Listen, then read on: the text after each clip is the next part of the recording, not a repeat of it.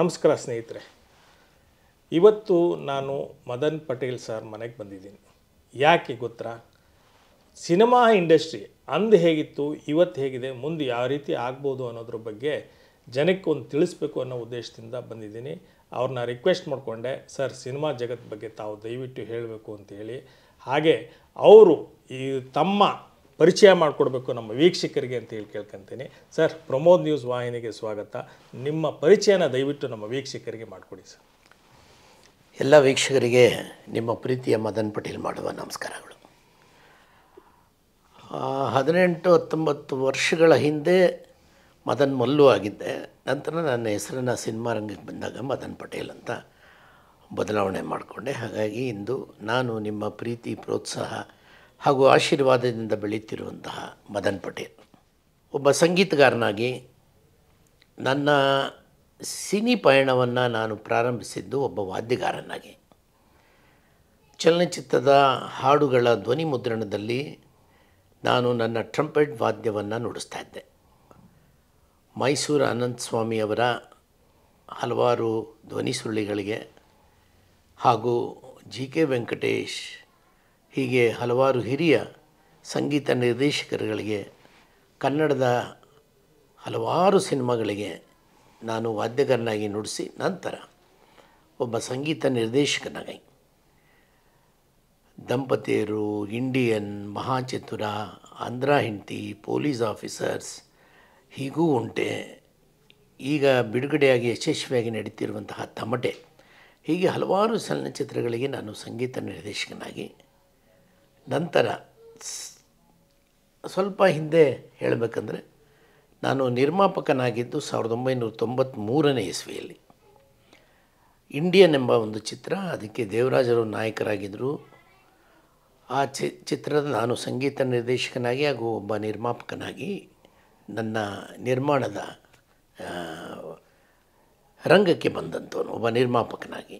ನಂತರ 95ರಲ್ಲಿ ನನ್ನ ಮೊಟ್ಟ ಮೊದಲ ನಾನು ಹೀರೋ ಆಗಿ ನಟಿಸಿದಂತಹ ಮಹಾಚತುರ ಚಿತ್ರ.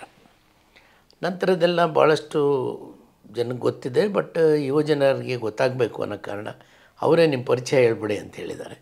ಹಾಗಾಗಿ ನಾನು ಸೌಂಡ್ ಆ್ಯಂಡ್ ಮ್ಯೂಸಿಕ್ ಅಂತ ಒಂದು ಬಹಳ ಪ್ರಖ್ಯಾತವಾಗಿದ್ದಂಥ ಒಂದು ವಾದ್ಯಗೋಷ್ಠಿ, ಅದರಲ್ಲಿ ಸುಮಾರು 8,000ಕ್ಕೂ ಹೆಚ್ಚು ಕಾರ್ಯಕ್ರಮಗಳನ್ನು ಕರ್ನಾಟಕ ರಾಜ್ಯ, ಇತರೆ ರಾಜ್ಯ ಹಾಗೂ ವಿದೇಶಗಳಲ್ಲಿಯೂ ನಾವು ಕಾರ್ಯಕ್ರಮಗಳನ್ನು ಮಾಡಿದ್ದು. ನಂತರ ಕರ್ನಾಟಕದಲ್ಲೇ ಸಂಗೀತ ಎಲ್ಲ ಕಾರ್ಯಗಳು ಇಲ್ಲಿ ನಡಿಬೇಕು, ರೆಕಾರ್ಡಿಂಗ್, ರೆಕಾರ್ಡಿಂಗ್ ಅನ್ನೋ ನಿಟ್ಟಿನಲ್ಲಿ ಶಂಕರ್ ನಾಗ್ ಅವರ ಜೊತೆಗೆ ನಾವು ಕೈ ಜೋಡಿಸಿ ಮತ್ತು ಪ್ರಪ್ರಥಮ ಒಂದು ಡಿಜಿಟಲ್ ರೆಕಾರ್ಡಿಂಗ್ ಸ್ಟುಡಿಯೋವನ್ನು ಸಹ ನಾನು ಪ್ರಾರಂಭಿಸಿದ್ದು ಇತಿಹಾಸ. ಅಲ್ಲದೆ ಸಿನಿಮಾ ರಂಗಗಳಲ್ಲಿ ನಿರ್ಮಾಪಕನಾಗಿ, ನಂತರ ನಿರ್ದೇಶಕನಾಗಿ, ಒಬ್ಬ ಕಾದಂಬರಿಕಾರನಾಗಿ ನನ್ನದೇ ಕಾದಂಬರಿಗಳು, ಈಗ ನಾನು ಬರೆದಂಥ ಮೊಟ್ಟ ಮೊದಲ ಕಾದಂಬರಿ ತಮಟೆ ಈಗ ಸಿನಿಮಾ ಆಗಿದೆ. ನಂತರ ಹೀರೋ ಆಗಿ ಆ್ಯಕ್ಟ್ ಮಾಡಿದ್ದು ನನ್ನ ಜೊತೆಗೆ ರಮ್ಯಾ ಕೃಷ್ಣ ಅವರು ಹೀರೋಯಿನ್ ಆಗಿ ಆ್ಯಕ್ಟ್ ಮಾಡಿದಂಥ ಚಿತ್ರ ಆಂಧ್ರ ಹೆಂಡತಿ. ನಂತರ ನಾನು ಹೀರೋ ಆಗಿ ನಟಿಸಿದಂಥ ಹಲವಾರು ಸಿನಿಮಾಗಳು ಮತ್ತು ನಾನು ನಿರ್ಮಾಣ ಮಾಡಿದಂಥದ್ದು ಸಿನಿಮಾಗಳು ಲವ್ ಸ್ಟೋರಿ, ನಿನ್ನದೇ ನೆನಪು, ಹಾಗೂ ಇತ್ತೀಚೆಗೆ ಇನ್ನೇನು ಬಿಡುಗಡೆ ಆಗಬೇಕಾಗಿರುವಂಥ ದ ಲೈಟ್, ಹೀಗೆ ಹಲವಾರು ಸಿನಿಮಾಗಳನ್ನು ನಾನು ನಿರ್ಮಾಣ ಮಾಡಿದೆ. ಒಬ್ಬ ಕನ್ನಡ ಚಲನಚಿತ್ರ ರಂಗದಲ್ಲಿ, ಎಲ್ಲ ರಂಗದಲ್ಲಿ ನನ್ನದೇ ಸ್ಟುಡಿಯೋ ಇತ್ತು. ಒಬ್ಬ ನಿರ್ಮಾಪಕನಾಗಿ, ನಿರ್ದೇಶಕನಾಗಿ, ಲೇಖಕನಾಗಿ, ಸಂಗೀತ ನಿರ್ದೇಶಕನಾಗಿ, ಹಿನ್ನೆಲೆ ಗಾಯಕನಾಗಿ ನಾನು ಕೆಲಸ ಮಾಡಿದ್ದೇನೆ. ನನ್ನನ್ನು ಸಂಗೀತ ನಿರ್ದೇಶಕರಾಗಿ ಬಂದಂಥ ನಿರ್ಮಾಪಕರೊಬ್ಬರು, ಸರ್ ನೀವು ನೋಡ್ಲಿಕ್ಕೆ ಚೆನ್ನಾಗಿದ್ದಾರೆ, ನೀವು ಯಾಕೆ ಹೀರೋ ಮಾಡಬಾರ್ದು ಅಂಥೇಳಿ ನನ್ನನ್ನು ಹೀರೋ ಮಾಡಿದ್ದು. ಹೀಗೆ ಇತಿಹಾಸ. ಇದು ನನ್ನ ಸಣ್ಣ ಪರಿಚಯ. ನಿಮಗೆ ಇತ್ತೀಚೆಗೆ ಡಾಕ್ಟ್ರೇಟ್ ಬಂದಿದೆ ಅಂತ ಕೇಳಲ್ಪಟ್ಟೆ, ಅದ್ರ ಬಗ್ಗೆ ಒಂದು ಸ್ವಲ್ಪ ನಮ್ಮ ವೀಕ್ಷಕರಿಗೆ ತಿಳಿಸಿ. ನಾನು ಡಾಕ್ಟರ್ ಗಂಗೂಬಾಯಿ ಹಾನಗಲ್ ಪ್ರದರ್ಶನ ಕಲೆಗಳ ಮತ್ತು ವಿಶ್ವವಿದ್ಯಾನಿಲಯದಲ್ಲಿ ಕನ್ನಡ ಚಲನಚಿತ್ರ ರಂಗದ ಚಲನಚಿತ್ರ ಸಂಗೀತದ ಸ್ಥಿತ್ಯಂತರಗಳು ಹಾಗೂ ಅದರಲ್ಲಿ ಬಹುಶಿಸ್ತೀಯ ಅಧ್ಯಯನ ಅಂತ ನಾನು ಒಂದು ಥೀಸಿಸನ್ನು ಬರೆದು ಸಬ್ಮಿಟ್ ಮಾಡಿ ಲಾಸ್ಟ್ ಮಂತ್ 19ಕ್ಕೆ ನನಗೆ ಅವಾರ್ಡ್ ಆಗಿದೆ. ಮುಂದಿನ ತಿಂಗಳು ಅಂದರೆ ಜನವರಿ 18ಕ್ಕೆ ರಾಜ್ಯಪಾಲರು ಕಾನ್ವೊಕೇಶನ್ ಮಾಡ್ತಿದ್ದಾರೆ. ಸೊ ಹಿಂದೆ 1934ರಲ್ಲಿ ಕರ್ನಾಟಕದ ಕನ್ನಡ ಚಲನಚಿತ್ರದಲ್ಲಿ ಟಾಕಿ ಸಿನಿಮಾ ಬಂದಿದ್ದು ಸತಿ ಸುಲೋಚನಾ. ಓಕೆ. ಅದಕ್ಕಿಂತ ಮುಂಚೆಗಳು ಬರ್ತಿದ್ದೆಲ್ಲ ಮೂಕಿ ಚಿತ್ರಗಳು. ಓಕೆ. 1930ರ ದಶಕದಿಂದ 1950ರ ದಶಕದಲ್ಲಿ ಚಲನಚಿತ್ರ ಸಂಗೀತದ ಸ್ಥಿತ್ಯಂತರಗಳು ಏನೇನಾಯಿತು, ನಂತರ 50ರಿಂದ 70ರ ದಶಕದಲ್ಲಿ ಏನೇನು ಸ್ಥಿತ್ಯಂತರಗಳಾಯಿತು, 70ರಿಂದ 80ರ ದಶಕದಲ್ಲಿ ಯಾವ್ಯಾವ ರೀತಿಯಲ್ಲಿ ಚಲನಚಿತ್ರ ಸಂಗೀತ ರಂಗದಲ್ಲಿ ಬದಲಾವಣೆಗಳನ್ನು ನಾವು ಕಂಡ್ಕೊಂಡು ಬಂದಿದ್ದೇವೆ ಅನ್ನೋಂಥದ್ದು ನಾನು ಒಂದು ಸಬ್ಜೆಕ್ಟನ್ನು ಮಾಡಿ ಅದರ ಮೇಲೆ ಥೀಸಿಸ್ ಬರೆದು ಅದರಲ್ಲಿ ನನಗೆ ಡಾಕ್ಟ್ರೇಟ್ ಇನ್ ಲಿಟ್ರೇಚರ್ ಆಗಿದೆ. ಅಫ್ಕೋರ್ಸ್ ಮೊನ್ನೆ ಎಲ್ಲ ನಮ್ಮ ಗೆಳೆಯರೆಲ್ಲ ನೀವು ಡಾಕ್ಟ್ರ್ ಅಂತ ಹಾಕ್ಕೋಬೋದು, ಯಾಕಂದರೆ ನಾನು ಹಿಂದೆ 2 ವಿಶ್ವವಿದ್ಯಾಲಯಗಳು ಗೌರವ ಡಾಕ್ಟ್ರೇಟ್ಗಳು ಕೊಟ್ಟಾಗ ನಾನು ಬೇಡ, ನಾನು ಏನಾದರೂ ಒಂದು ಸಾಧಿಸಬೇಕು ಅನ್ನೋಂಥ ಒಂದು ನಿಟ್ಟಿನಲ್ಲಿ ಡಾಕ್ಟ್ರೇಟ್ ಇನ್ ಲಿಟ್ರೇಚರ್ ಮಾಡಿದ್ದೀನಿ. ಹಾಗಾಗಿ ತಾವು ಡಾಕ್ಟರ್ ಮದನ್ ಪಟೇಲ್ ಅಂತ ಕರೆದಿದ್ದೀನಿ, ಸಂತೋಷ ಆಗ್ತದೆ.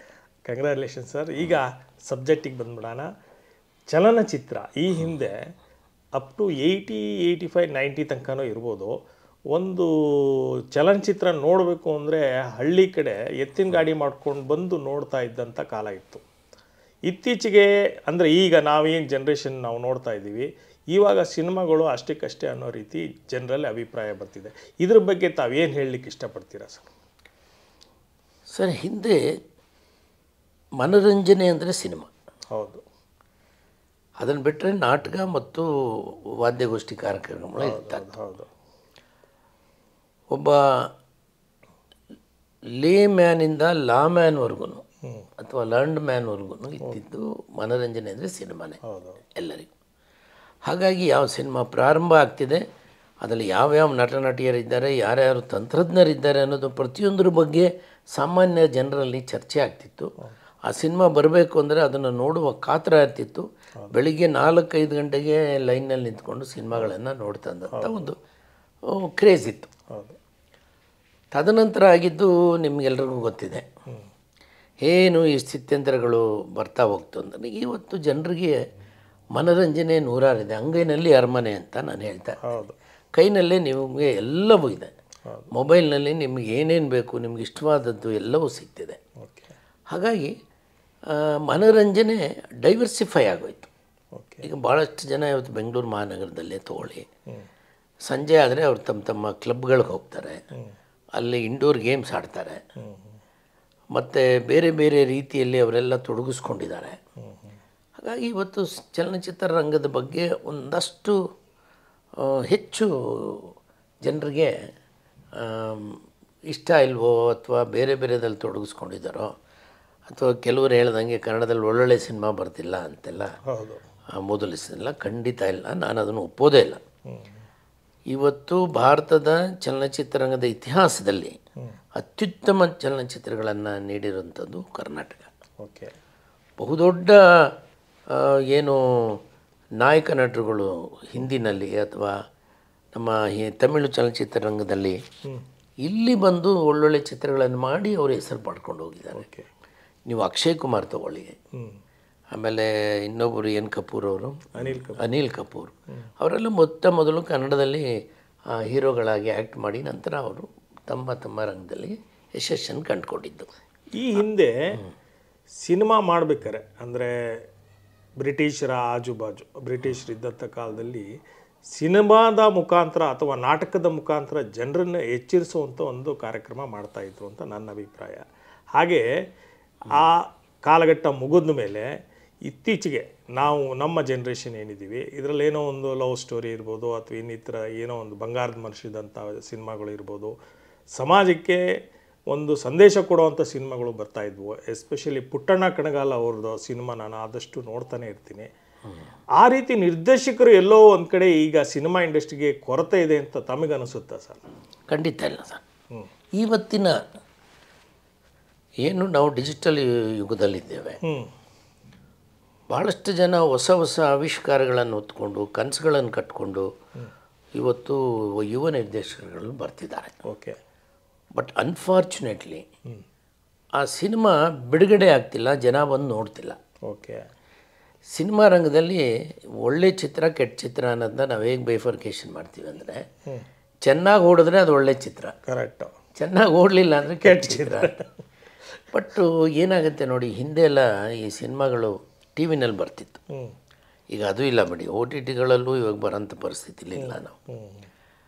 ಒಳ್ಳೆ ಸಿನಿಮಾ ಏನೋ ಒಂದು ಕಾರಣಕ್ಕೆ ಬಂದು ಆವತ್ತಿನ ಸಂದರ್ಭಕ್ಕೆ ಅದು ಓಡ್ದೇನೆ ನಾವು ಟಿ ವಿಲಿ ಬಂದಾಗ ಎಂಥ ಒಳ್ಳೆ ಸಿನಿಮಾ ನಾವು ಮಿಸ್ ಮಾಡ್ಕೊಂಡ್ವಲ್ಲ ಅಂತ ಅಂದ್ಕೊಂಡಿದ್ದೀವಿ. ಕರೆಕ್ಟ್.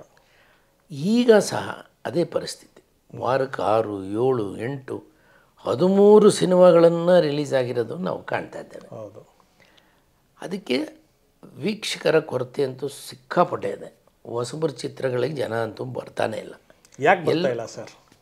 ಅದೇ ಹೇಳಿದ್ನಲ್ಲ ಸರ್, ಈಗ ಮನೋರಂಜನೆ ಹಾಂ, ಅವ್ರವ್ರಿಗೆ ಇಷ್ಟವಾದಂಥ ಮನೋರಂಜನೆಗಳಲ್ಲಿ ಜನ ಮುಳುಗೋಗಿದ್ದಾರೆ. ಮೊದಲು ಇರಲಿಲ್ಲ. ಓಕೆ. ಮನೋರಂಜನೆ ಅಂದರೆ ಸಿನಿಮಾ ಮಾತ್ರನೇ ಇದ್ದಿದ್ದು. ಅದು ಬಿಟ್ಟರೆ ಡ್ರಾಮಾಗಳಿರ್ತಿತ್ತು, ಅದು ಬಿಟ್ಟರೆ ನಿಮಗೆ ಸಂಗೀತ ಗೋಷ್ಠಿಗಳಿರ್ತಾಯಿತ್ತು. ಹೌದು. ಈಗ ಎಲ್ಲ ರೀತಿಯ ನಿಮಗೆ ಮನೋರಂಜನೆ ಇದೆ. ಇವು ನೇಮ್ ಇಟ್. ನೀವು ಒಂದು ಮೊಬೈಲ್ ತೊಗೊಳ್ಳಿ, ನಿಮಗೆ ಏನೇನು ಇಷ್ಟ ಬೇಕು ಹೇಳಿ ಸಿಗುತ್ತೆ. ಇವತ್ತು ಸಿನಿಮಾ ಬಿಡುಗಡೆ ಆಯಿತು, ರಾತ್ರಿಯೇ ಬಂದ್ಬಿಡುತ್ತೆ ನಿಮ್ಗೆ ಹೊಸ ಸಿನಿಮಾ, ನೀವು ಮೊಬೈಲಲ್ಲಿ ನೋಡ್ಕೋಬೋದು. ಇಂಥ ಪರಿಸ್ಥಿತಿಯಲ್ಲಿ ಎಲ್ಲೋ ಒಂದು ಕಡೆ ಥಿಯೇಟ್ರ್ಗಳು ಭಾಳ ಕಮ್ಮಿ ಆಗ್ತಿದೆ ಅಂತ ಹೇಳಿ ಒಂದು ಕೂಗಿದೆ. ಇದ್ರ ಬಗ್ಗೆ ತಾವೇನು ಹೇಳಿ? ಸರ್, ವ್ಯಾಪಾರ ಇಲ್ಲ ಅಂದಮೇಲೆ ಮುಚ್ಚಲೇಬೇಕಲ್ಲ. ಮತ್ತು ಇನ್ನು ಮುಂದಕ್ಕೆ ಏನು ಚಲನಚಿತ್ರದಲ್ಲಿ ದುಡಿತಾ ಇರ್ತಕ್ಕಂಥ ಎಲ್ಲ ವರ್ಗದವರು ಇರ್ಬೋದು, ಅವ್ರ ಜೀವನ ಏನು ಯಾವ ರೀತಿ ನಡೀಬೋದು ಅನ್ನೋದು ನಿಮ್ಮ ಅಭಿಪ್ರಾಯ ಸರ್? ಸರ್, ಭಾಳಷ್ಟು ಜನ ಕೊರಗ್ತಾ ಇದ್ದಾರೆ. ನಮಗೆ ಪೇಮೆಂಟ್ಗಳು ಕೊಡ್ತಾ ಇಲ್ಲ ಸರಿಗೆ, ದುಡಿಸ್ಕೊತಾರೆ ಇಂಡಸ್ಟ್ರಿಯವರು, ಹಾಗೆ ಹೀಗೆ ಅಂತ ಹೇಳಿ ಒಂದು ಅಲ್ಲಲ್ಲೇ ಬರ್ತಾ ಇದೆ ಸುದ್ದಿಗಳು. ಇದ್ರ ಬಗ್ಗೆ ತಾವೇನು ಹೇಳ್ತೀರಾ ಸರ್? ಸರ್ ನೋಡಿ, ಹೊಸಬರೆಲ್ಲ ಸಿನಿಮಾ ಮಾಡ್ಲಿಕ್ಕೆ ಬರ್ತಿದ್ದಾರೆ. ಓಕೆ. ಅವ್ರಿಗೆ ಕೆಲವು ಶಿಸ್ತು ಅಥವಾ ಈ ಚಲನಚಿತ್ರ ರಂಗದ ಇದು ಗೊತ್ತಿರೋದಿಲ್ಲ. ಯಾವ್ಯಾವುದೋ ಒಂದು ಆಸೆಗಳನ್ನು ಇಟ್ಕೊಂಡು ಬಂದು ಸಿನಿಮಾ ಮಾಡ್ತಾರೆ. ಅಲ್ಲಿ ಸಿನಿಮಾ ಸೋತ ತಕ್ಷಣ ಸಿನಿಮಾ ರಂಗದವರೆಲ್ಲ ಮೋಸಗಾರರು ಅನ್ನೋಂಥ ಒಂದು ಪಟ ಕಟ್ಬಿಡ್ತಾರೆ. ಓಕೆ. ಇದೆ, ಎಲ್ಲ ರಂಗದಲ್ಲೂ ಒಳ್ಳೆಯವರಿದ್ದಾರೆ, ಎಲ್ಲ ರಂಗದಲ್ಲೂ ಕೆಟ್ಟದವರಿದ್ದಾರೆ. ಇಲ್ಲಿ ಬಹಳ ಮುಖ್ಯವಾಗಿ ಏನಂದರೆ, ಕನ್ನಡ ಚಲನಚಿತ್ರದಲ್ಲಿ ವಾಣಿಜ್ಯ ಮಂಡಳಿ ಬಹಳ ಸೋತಿದೆ. ಈ ರಂಗವನ್ನು ತನ್ನ ಮುಷ್ಟಿಯಲ್ಲಿಟ್ಕೊಂಡು ಇದನ್ನು ಬೆಳವಣಿಗೆಗೆ ಪ್ರಯತ್ನ ಮಾಡಬೇಕಾಗಿತ್ತು. ಕರೆಕ್ಟ್. ಮೊದಲಿಂದಲೂ ಅವ್ರಿಗೆ ಪ್ರದರ್ಶಕರು ಯಾರೂ ಇವ್ರ ಕೈಗೆ ಸಿಗ್ತಾ ಇರಲಿಲ್ಲ. ಆವಾಗ ನಾವು ಥಿಯೇಟ್ರ್ಗಳಂದರೆ ಭಾಳ ಒಡೆದಾಟ ಮಾಡಿ ಥಿಯೇಟ್ರ್ಗಳ ತೊಗೊಳ್ಬೇಕು. ಮುಂಚಿತವಾಗಿ ಅವರಿಗೆ ನಾವು ಬಾಡಿಗೆಗಳನ್ನು ಕಟ್ಟಿ ಸಿನಿಮಾವನ್ನು ಬಿಡುಗಡೆ ಮಾಡಬೇಕಿತ್ತು. ಇವತ್ತು ನಮ್ಮದೇ ಸಿನಿಮಾ ನಾಳೆಗೆ 25ನೇ ದಿನ. 25ನೇ ದಿನದ ಸಿನಿಮಾದ ಒಂದು ಯಶಸ್ಸು ಸಿನಿಮಾವನ್ನು ನಾವು ಆಚರಣೆ ಮಾಡೋಂಥ ಕಾಲಘಟ್ಟಕ್ಕೆ ಬಂದು ನಿಂತಿದ್ದೀವಿ. ಇವತ್ತು ಶೋಗಳಾಗ್ತಿಲ್ಲ. ಎಷ್ಟೋ ಸಿನಿಮಾಗಳು ಬಿಡುಗಡೆ ಆದ ದಿನ ವಾಂಟ್ ಆಫ್ ಆಡಿಯನ್ಸ್, ಪ್ರೇಕ್ಷಕರಿಲ್ಲದೆ ಸಿನಿಮಾಗಳನ್ನು ಶೋ ಇಲ್ಲದೆ ಕ್ಯಾನ್ಸಲ್ ಆಗ್ತಿದೆ. ಇತ್ತೀಚೆಗೆ ಹೈ ಬಜೆಟ್ ಪಿಕ್ಚರ್ ಅಂತ ಹೇಳಿ ನಿರ್ಮಾಪಕರು ಹೇಳ್ತಾರೆ ಅಥವಾ ಇನ್ನಿತರು ಹೇಳ್ತಾರೆ. ಒಂದೇ ದಿವಸಕ್ಕೆ ಇಷ್ಟು ಕಲೆಕ್ಷನ್ ಆಯಿತು, ಎರಡನೇ ದಿವಸಕ್ಕೆ ಇಷ್ಟು ಕಲೆಕ್ಷನ್ ಆಯಿತು ಅಂತ ಇತ್ತೀಚೆಗೆ ಕೇಳಿ ಬರ್ತಾ ಇದೆ ನನಗೂ ಸುದ್ದಿಗಳು. ಈ ರೀತಿ ಕಲೆಕ್ಷನ್ ಆದ್ರೂ ಹೈ ಬಜೆಟ್ ಸಿನಿಮಾ ಓಡ್ತಿದೆ ಅಂತ ಹೇಳ್ತೀರಾ ನೀವು, ಅಥವಾ ಅದೇನಾದರೂ ಸುಳ್ಳು ಸುದ್ದಿ ಹಬ್ಬಿಸ್ತಾರಾ ಅನ್ನೋದು ನಿಮ್ಮ ಅಭಿಪ್ರಾಯ ಸರ್? ನೋಡಿ, ಅದೆಷ್ಟು ಕಲೆಕ್ಷನ್ ಅಂತ ಅವ್ರು ಹೇಳಿದ್ದನ್ನೇ ಇಟ್ಕೊಂಡು ಇನ್ಕಮ್ ಟ್ಯಾಕ್ಸ್ ಅವರು ಕೇಳಿದ್ರೆ ಅದಕ್ಕೆ ಸರಿಯಾಗುತ್ತೆ. ನಾವು ನೀವು ಕೇಳಿದ್ರೆ ಅದು ಇಲ್ಲಿ ಇದೊಂದು ವಿಚಿತ್ರವಾದಂಥ ಒಂದು ಗೊಂದಲದಲ್ಲಿ ಸಿನಿಮಾ ರಂಗ ಇದೆ. ಓಕೆ. ತುಂಬ ಹಣ ಬಂದ್ಬಿಡ್ತು ಅಂದ ತಕ್ಷಣ ತುಂಬ ಇದು ಸಕ್ಸಸ್ಫುಲ್ ಆಗೋಯ್ತು ಸಿನಿಮಾ ಅಂತ ಇಲ್ಲಿ ಹೇಳ್ಕೊಂಡು. ಎಷ್ಟೋ ಸಿನಿಮಾಗಳು ನಿಮ್ಗೆ 50 ದಿನ ಓಡಿದ್ರೂ ನಿರ್ಮಾಪಕನಿಗೆ ಅವನು ಹಾಕಿರೋಷ್ಟು ದುಡ್ಡು ಬಂದಿರೋದಿಲ್ಲ. Okay. It's all depends on ಕತೆ ಏನು ಡಿಮ್ಯಾಂಡ್ ಮಾಡುತ್ತೆ. ಆ ಕತೆ ಡಿಮ್ಯಾಂಡ್ ಮಾಡಿದ್ದಕ್ಕೆ ಪೂರಕವಾಗಿ ನಿರ್ದೇಶಕ ಏನೇನು ಬೇಕೋ ಅದನ್ನು ಮಾಡಿದರೆ, ಮತ್ತು ಯಾವ ಹೀರೋನ ಹಾಕ್ಕೊಂಡಿದ್ದಾರೆ, ಆ ಹೀರೋಗೆ ಎಷ್ಟು ವ್ಯಾಪಾರ ಇದೆ ಅದನ್ನು ಇಟ್ಕೊಂಡು ಸಿನಿಮಾ ಮಾಡಿದ್ರೆ ಲಾಸೇ ಆಗಲ್ಲ. ಆಮೇಲೆ ಭಾಳಷ್ಟು ಜನ ಇವತ್ತೇನಾಗ್ತಿದೆ, ಈಗ ನಮ್ಮ ಚಾಲ್ತಿನಲ್ಲಿರೋಂಥವ್ರು ಅಂದರೆ ನಾವು ಸ್ಟಾರ್ ನಟರು ಅಂತ ಹೇಳಿ ಕರಿತೇವೆ.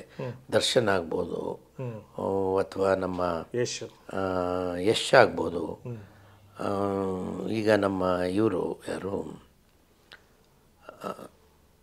ಏನಪ್ಪ ಇದು ಸುದೀಪ್ ಆಗ್ಬೋದು. ನೋಡಿ, ನಮಗೂ ಯಾಕೋ ಮರು ಜಾಸ್ತಿ ಆಗ್ಬಿಡ್ತದೆ ಸಡನ್. ಈಗ ಸುದೀಪ್ ಅಂತ, ದರ್ಶನ್ ಅಂತ, ಯಶ್ ಅಂತ ಹೆಚ್ಚು ಪ್ರಖ್ಯಾತಿಯನ್ನು ಹೊಂದಿರುವಂಥ ನಟರುಗಳು ಅಟ್ಲೀಸ್ಟ್ ಕನಿಷ್ಠ ಒಂದು ವರ್ಷದಲ್ಲಿ ಒಂದು 2 ಸಿನಿಮಾ ಆದರೂ ಮಾಡಿದ್ರೆ ಜನರು ಥಿಯೇಟ್ರ್ ಹತ್ರ ಬರಲಿಕ್ಕೆ ಆಗ್ತದೆ. ಇದು ನಮ್ಮ ಚಲನಚಿತ್ರ ರಂಗದಲ್ಲಿ ಮಾತಾಡ್ಕೊಳ್ಳೋಂಥ ಒಂದು ವಿಷಯ. ಕತೆ ಇಂಪಾರ್ಟೆಂಟ್ ಅಲ್ಲ ಸರ್? ಅಲ್ಲ ಅದು ಓಕೆ, ಕತೆ ಇಲ್ಲ ಸರ್, ಕತೆ ಚೆನ್ನಾಗಿಲ್ಲ. ನೀವು ನಾನು ಹೇಳಿದ್ನಲ್ಲ, ಹಾಸಿಗೆ ಇದ್ದಷ್ಟು ಕಾಲು ಚಾಚದೆ ಉದ್ದುದಕ್ಕೆ ಚಾಚಿ.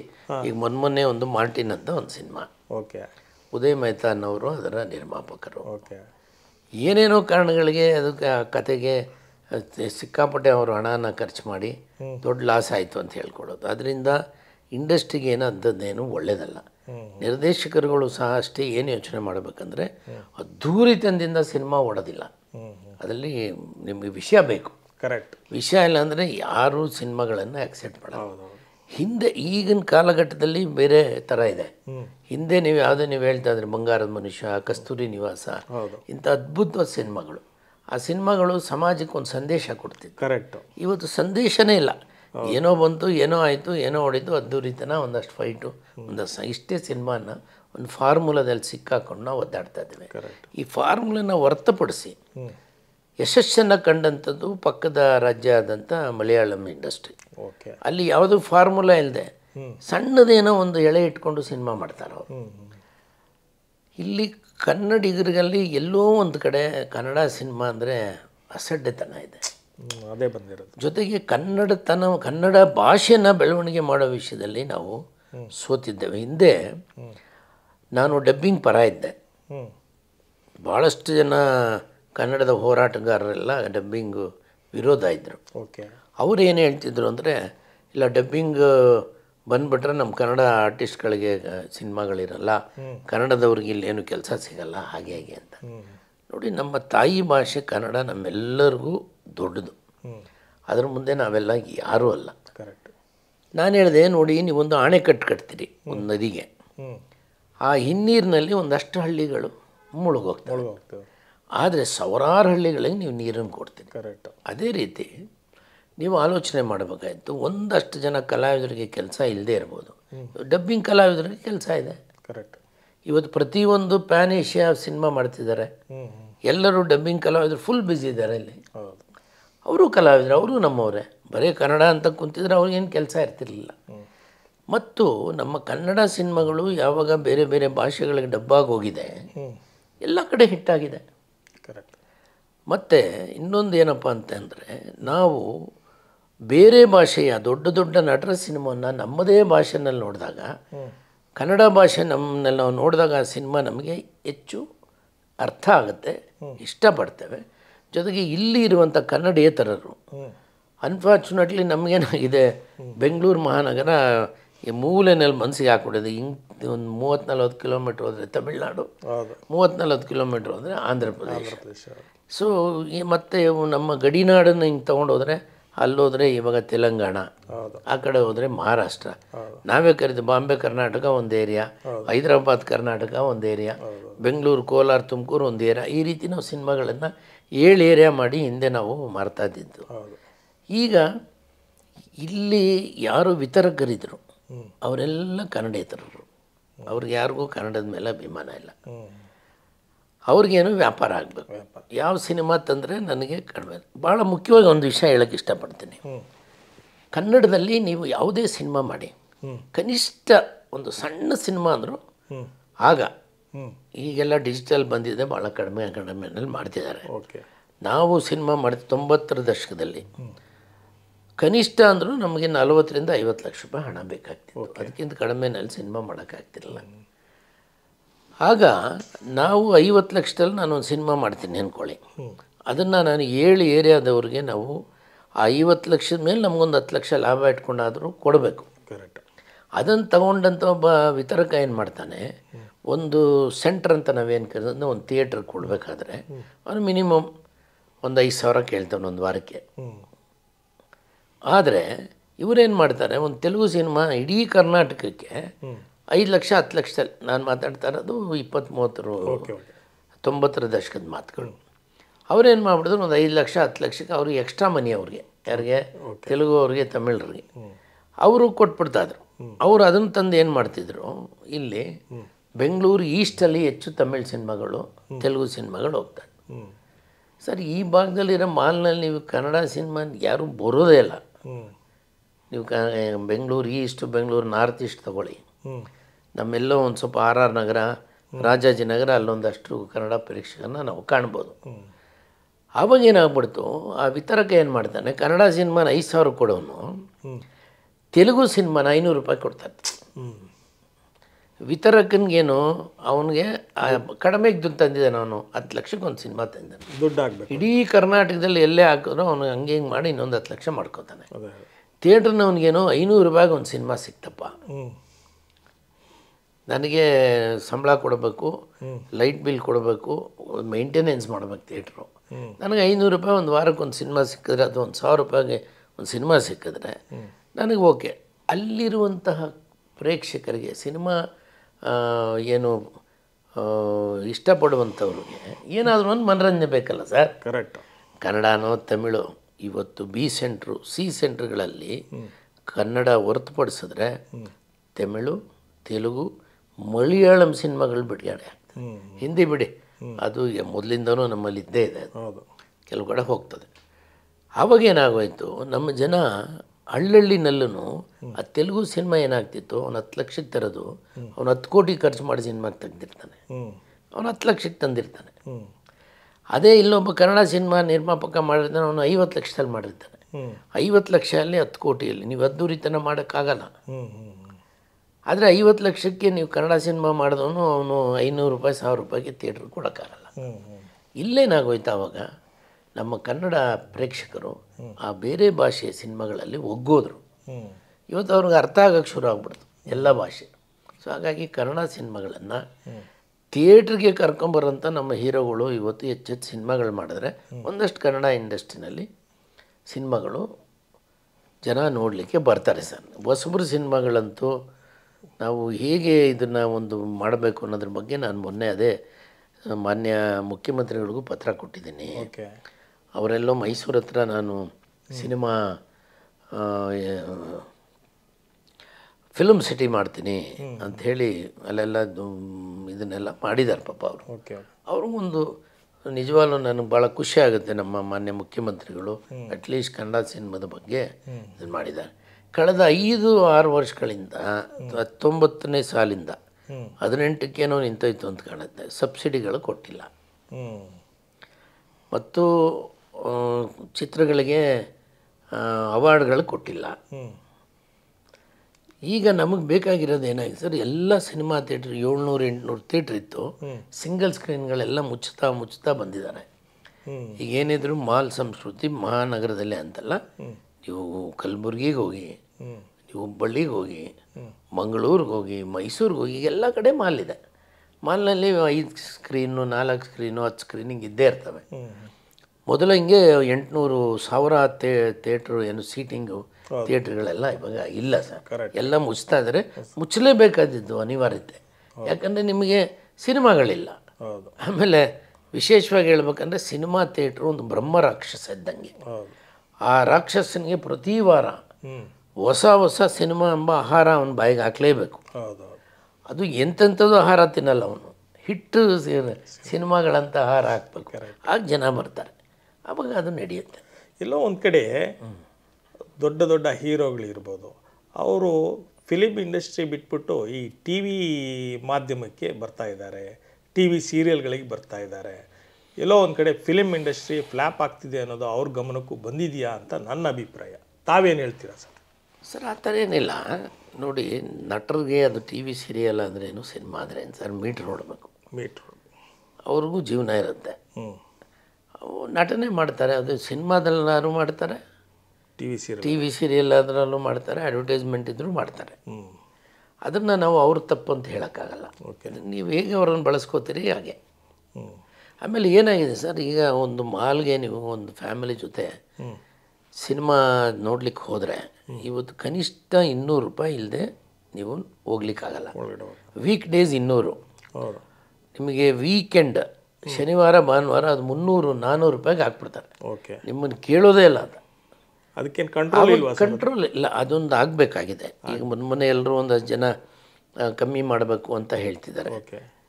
ನಮ್ಮದೇ ನಿರ್ಮಾಪಕರು ಈಗ ದೊಡ್ಡ ಸಿನಿಮಾ ನಿರ್ಮಾಣ ಮಾಡಿದ ಅವರೇ 400 ರೂಪಾಯಿ ಇಡ್ರಿ, 500 ರೂಪಾಯಿ ಇಡ್ರಿ, ನಮ್ಗೆ ಹೆಂಗ್ರಿ ದುಡ್ಡು ಬರೋದು, ನಾವು ಇಷ್ಟೊಂದು ಖರ್ಚು ಮಾಡಿಬಿಟ್ಟಿದ್ದೆ ಅಂತಾರೆ.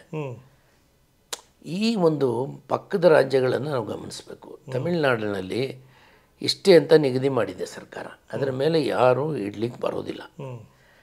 ಇಲ್ಲಿ ನೂರಾರು ಪ್ರಶ್ನೆಗಳಿದೆ ಸರ್. ಈ ಕನ್ನಡ ಸಿನಿಮಾ ರಂಗ ಉದ್ಧಾರ ಆಗಬೇಕಂದ್ರೆ ಮೊದಲಿಗೆ ಈಗ ನಾನು ಬರೆದಿದ್ದೀನಿ ಮಾನ್ಯ ಮುಖ್ಯಮಂತ್ರಿಗಳಿಗೆ, ಸಿಕ್ಕಿದಾಗಲೂ ಹೇಳಿದ್ದೀನಿ, ಸರ್ ನೀವು ಪ್ರತಿ ಒಂದು ಬಸ್ ಸ್ಟ್ಯಾಂಡ್ ಮೇಲೆ 2 ಚಿಕ್ಕ ಚಿಕ್ಕ ಥಿಯೇಟ್ರ್ಗಳು ಕಟ್ಟಿ, ಅದು ನಿಮಗೆ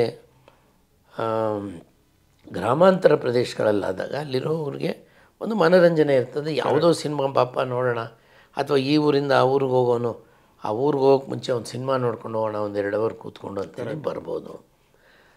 ಇಡೀ ಒಂದು 243 ನಮ್ಮ ಕ್ಷೇತ್ರಗಳಲ್ಲಿ ಒಂದು 2 ಥಿಯೇಟ್ರ್ ಅಂತ ಕಟ್ಟಿದ್ರು ಒಂದು 500 ಥಿಯೇಟ್ರ್ ಆಗುತ್ತೆ. ಕರೆಕ್ಟ್. ಬೆಂಗಳೂರು ಮಹಾನಗರ ಬಳಿ 100 ಮಾಲ್ಗಳಿವೆ. ಕನ್ನಡ ಎಲ್ಲಿ ಓಡುತ್ತೋ ಅವೆಲ್ಲ ನೀವು ಲೆಕ್ಕ ಹಾಕೊಂಡು ಒಂದು 500 ಥಿಯೇಟ್ರಲ್ಲಿ ಒಂದು ಸಿನಿಮಾ ಬಿಡುಗಡೆ ಆದರೆ ಪ್ರತಿ ದಿನಕ್ಕೆ ಅವ್ನು ಕೇವಲ 10,000 ರೂಪಾಯಿ ಅವನಿಗೆ ಕನೆಕ್ಷನ್ ಆಗಿದೆ ಸರ್.